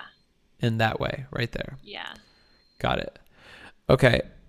And Ricky, how did you feel? I thought it was fun. I felt like it was like a game of tennis a little. Like we were just like, we're just bouncing back and forth. And I found her interesting, like how she travels, and like where she grew up. That was pretty cool. Like she's like a country girl. So there's little things I was just trying to get to know her really. So, and I think she's fairly interesting. So that's about it. Nice. All right. So, in round 2 Okay. of your mock date, guys, I want y'all to now ask a question deeper after the question that you already asked, and then express yourself deeper than what you already expressed. So as an exercise, you guys are both really good at, having nice flirty chat with each other. But after you ask something that's more general, then I want you to dig a little further down and say, yeah, but is this like this? And then if you express yourself, say, oh, well, I blah, blah, blah, blah, blah, and I like that. Then go even further down to the next level of depth. Now, depth to people, sometimes they think it means like, oh, I have to talk about sad stuff. That's not what deep means. It just literally means a further level down than what's at the top, at what's at the surface. Like a little deeper into your perspective about something, or a little level deeper into your curiosity about that person. Okay? Yeah, this is are you listening, Anthony? Yes. Okay, this reminds me of, I took it because of you. I took improv, right? Because you recommended. Nice. And then this is Hell actually yeah. one part I really failed. The vulnerability part. Like I was thinking, they're like, you keep dodging, man. You like put it on, man. Like Yeah. oh, okay, but I will definitely, I'll get busy. I'll do it. That's what we're practicing here. All right, go for it, guys. Yeah. So what's your worst fear? Ooh, that's okay. My worst fear. Wow. Okay, so I guess maybe like dying. Dying is probably like the natural fear. So yeah, I guess I fear death, but it is a part of life, so I have to accept that. Yeah. How about you? What's your biggest fear? No, let her ask us a question deeper. Right. My bad. Does that keep you from doing things, that fear of death? No, I've been skydiving. I've played with death, 18,000 feet. I've actually attempted to see what it feels like, an encounter with That's death. scary for me. All right. I don't think I would ever go skydiving. Yeah. What was it like during, or building up to it? The fear of that would keep me. Yeah. So for 2 weeks, I planned this to jump 2 weeks, right? So I planned 2 weeks, and I was looking up at the sky for 2 weeks. My palms were sweating. I was at work. I was like, oh crap, what am I doing? But I'm like, I gotta do it. I have to. I signed up for this. So I went there just like a dead man walking, just quiet as a mouse, just quiet, and I got forced yourself out there. I did it, and then when I went diving, I jumped with the instructor. It was pretty scary, but I put a smile on my face. I just did it, and then and I really actually, you know what? I did actually, as I was falling, I felt like I could accept my death. I said, if I die here, I'm gonna be okay. And then the chute opened, I hit my chest, and I'm like, I'm an apex predator, woo! And then it was amazing, yeah. Yeah. Damn, that's crazy. Right. So do you feel like you've become less fearful after that experience, or no? No, I'm still a bitch. That's funny. Yeah. I don't think I could ever skydive. But I did go scuba diving. I travel nursed in Guam very recently, and I convinced myself to do it. But it was very scary for me because I'm afraid of drowning. But the payoff was amazing because I got to see some really cool underwater animals and stuff like that. So. Oh wow, that sounds fun. Yeah. You should try scuba diving sometime. Yeah, I'm up for it. That sounds fun. Mm-hmm. Actually, I've never been scuba diving, so it's actually that should be on my bucket list. Yeah, it should definitely go somewhere where there's a good coral life. Yeah. Right. The coral reef in Guam had recovered a little bit from COVID because there was less tourists in the area. So the people who lived on the island were like, now's the best time to go and see, because it was recuperating. So it was looking pretty good out there. Yeah. Okay. So let me ask you, what's a good question? What are you most insecure about? Oh, the way I look. Oh, okay. Yeah, I would say that's it. So what about the way you look makes you feel insecure? Well, I had acne when I was in middle school, and then all the way up until really bad acne until I was in like even in college, and I have pretty severe acne scars from it. Yeah, so Oh, I see. Okay. yeah. Yeah, So I'd say I used to be really insecure about my smile, and I got braces, and then that changed everything.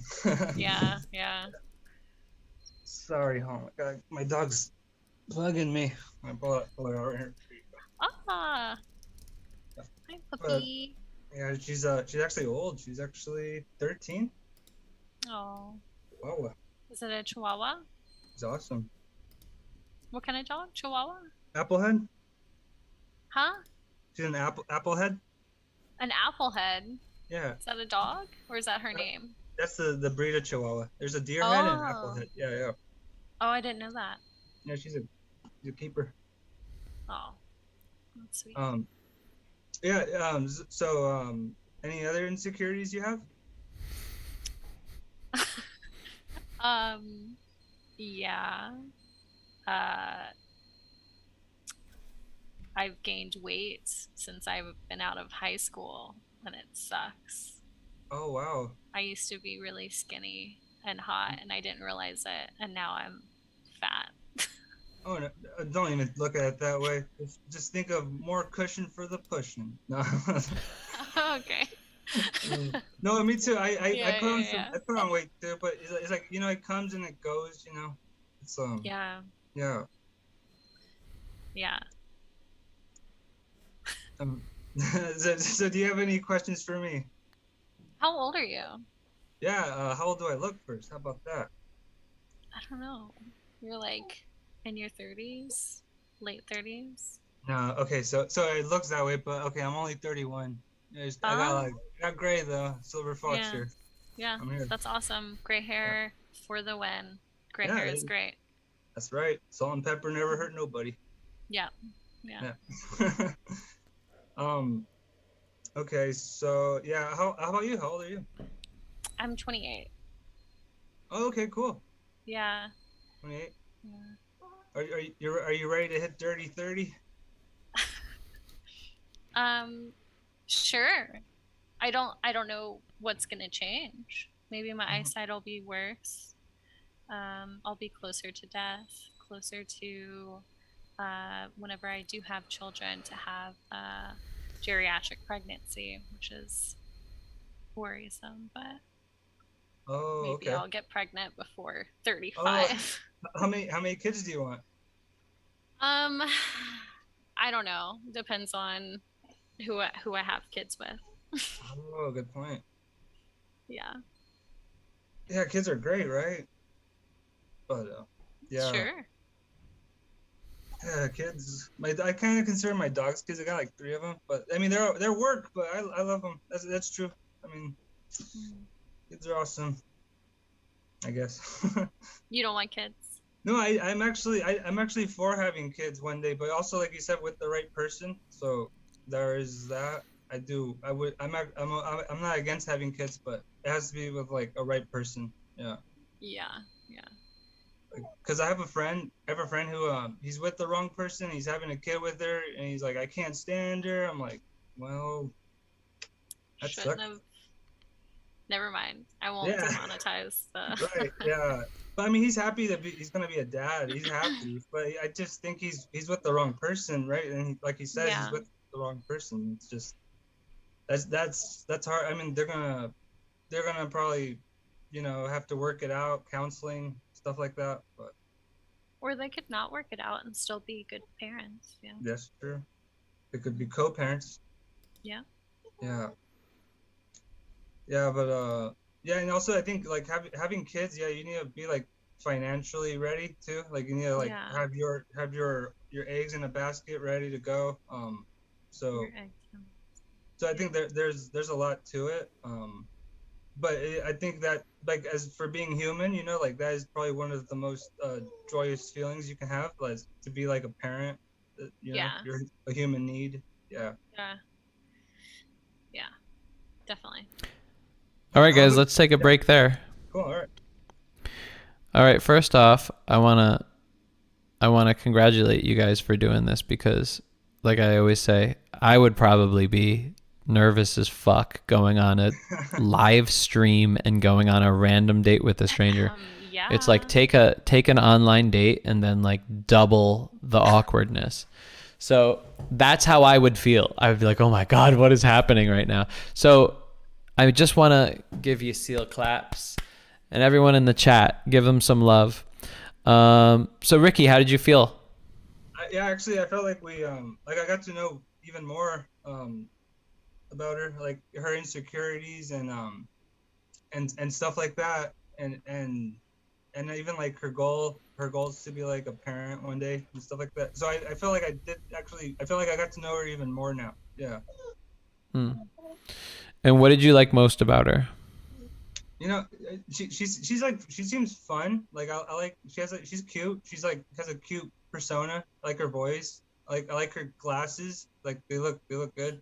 I like her. Yeah, she's cute. I like her. She's not bad. And Lexi, what about you? How did you feel in the second half? I should write down notes so I can answer your questions. I felt a little hesitant to answer his questions. Yeah. But that's just my insecurities, and plus there's a bunch of people watching, so I'm like, do I really want them to know what I'm insecure about? So yeah. I mean, I loved hearing you do that, and I think maybe Ricky was maybe purposely going in that direction because of our chat, and maybe kind of testing you on that. Who knows? And yeah, so I mean, people are not going to ask you questions like that, obviously, but it probably was a good exercise in just practicing, you know, letting it out to people that are strangers. Yeah. You guys have any questions for me? Let's see. Yeah. How about you, Anthony? When are you gonna have kids, huh? That's not the type of question I meant. I was going to ask, actually, since he brought it up, my insecurity. I think like my insecurity makes it harder for me to meet people online, because I feel like, what if I meet them and they think that I've like catfished them, or you know, they don't like the way I look out of like pictures and stuff. So why would they think you're catfished unless you were catfishing? I don't know, because like you pick the best looking pictures to put on there, but like, well, pick both. Pick the best pictures that also show exactly what you look like. You know, I actually learned a lot from and this is a perfect time for me to plug my online dating course, but I actually learned a lot from interviewing people for the dating perspective section of Textual Healing. I don't know if anybody in the chat has seen that new section, but one thing that was very important to people that were swiping, you know, and basically I just recorded people swiping on online dating profiles and just listening to their live thoughts as they were swiping. What are they thinking of this profile? What do they think of this profile? And like one of the number one things that they said is, I just want a super clear picture of this person, of a person's face, because that's what most people are not including. You know, it's usually some sort of perfect angle with some sort of like thing blocking. And both sides, all genders mentioned, you know, like, I just want a really clear, I just want to know what the hell I'm going to go on a date with. Yeah. And so it's about both. It's about finding a really good picture of yourself, taking a really good picture of yourself, but also making sure that it's a clear picture of what you look like. And in that way, like, you can be more confident going into it also. Going, okay, I have hidden nothing here. There's, you know, like, and that might even, like you said, you haven't online dated in a while, but that might be a source of anxiety going, oh no, like, you know, what if they are going to be disappointed when I finally meet them? And that'll definitely give you anxiety. That would definitely give me anxiety. Yeah. So, that, Ricky, any other questions? Anthony, just keep doing your job. You're the best. Dude, I'm happy I found you. I think you're the coolest dude ever. Funny, awesome, handsome. You're very handsome, by the way. Yeah, he's handsome. Yes, wow. Right? Thank you. Disappointed when I found out you were in a long-term relationship with someone. I'm sorry. It's okay. But yeah, she's pretty damn awesome, my girl. So what are you gonna do? You know? Okay, so cool. I mean, I think you guys had a good conversation. In terms of the date itself, I think, Lexi, you're a hard nut to crack. And I obviously noticed that, you know. I kind of noticed you immediately going into like fun social Lexi mode. Like it's like a mode that I think you like know how to do, and like you feel comfortable, and you're really charming, and you're really, you know, fun and interesting. But like I also was able to notice that like it was very slick at not, you know, going a little bit deeper into who you are. And you know, that's not something that's going to, you know, just easily be remedied after one little mock date on a live stream. But it's something that I do want you to practice. And again, it's not that, you know, the vibe you have is not you, it is you. But what we're looking for is completely you, you know? So it's like, it's adding in everything. And that's important because it's just like we talked about, it's going to be the difference between having a longer relationship that ends worse, or, you know, jumping into a really good relationship where you feel comfortable about it. Yeah. Cool, guys. Well, I hope to have you guys on a mock date again next week. And perhaps even with our guest, I'm gonna surprise her. What's her name again? Did you guys see who I had? Yeah, the Instagram model, Skylar. I'm gonna surprise her with a gorilla mock date. And gorilla mock date. Yeah, like GUERRI, or whatever, however you spell that. You know, like guerrilla warfare, guerrilla marketing. Yeah. Not that kind of guerrilla. Yeah. Yeah. So, okay. That sounds great. Cool. Yeah. Like I always say, guys, like there's not a lot of people in this podcast yet. So like you guys are the ones who are making it. So please keep coming on, keep having fun, keep asking me questions, keep doing all this stuff. Okay. Alrighty. All right. Have a good night, everyone. Thanks for coming on. Hey, thank you. Bye. Bye. Bye. Bye. Nice meeting you. Yes. Well, that was a fun show, huh? Let's check out the chat.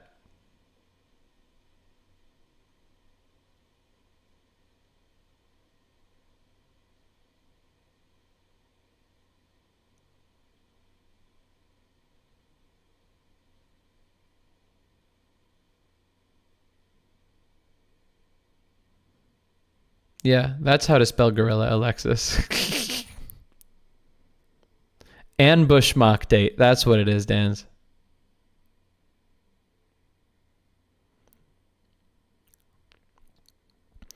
Yeah, so fun time tonight, everyone.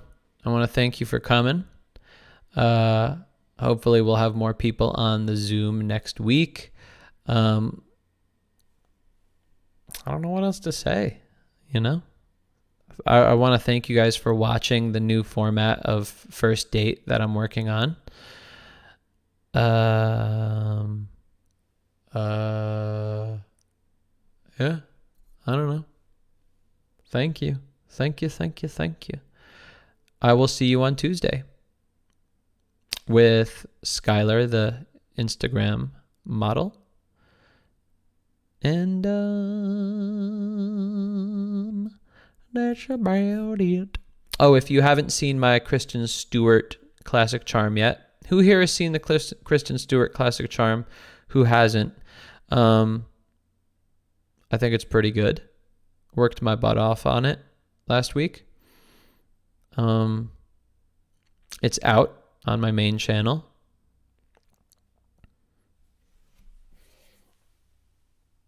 Jump in the Reddit. The Reddit link is in the description. Oh, I didn't even have time to get to all the Reddits tonight. I'm getting tired and I have to do some scouting for the First Date episode I'm filming.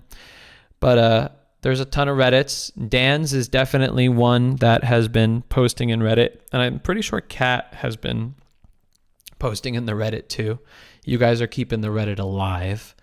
But again, the Reddit is a place where you guys could actually connect with each other, talk, make friends with each other, message each other, talk about the last episode, talk about things you want to see in the next episode, whatever you want. That's it. Thank you. Mwah. Yeah, I think Will Smith is charming. I'm getting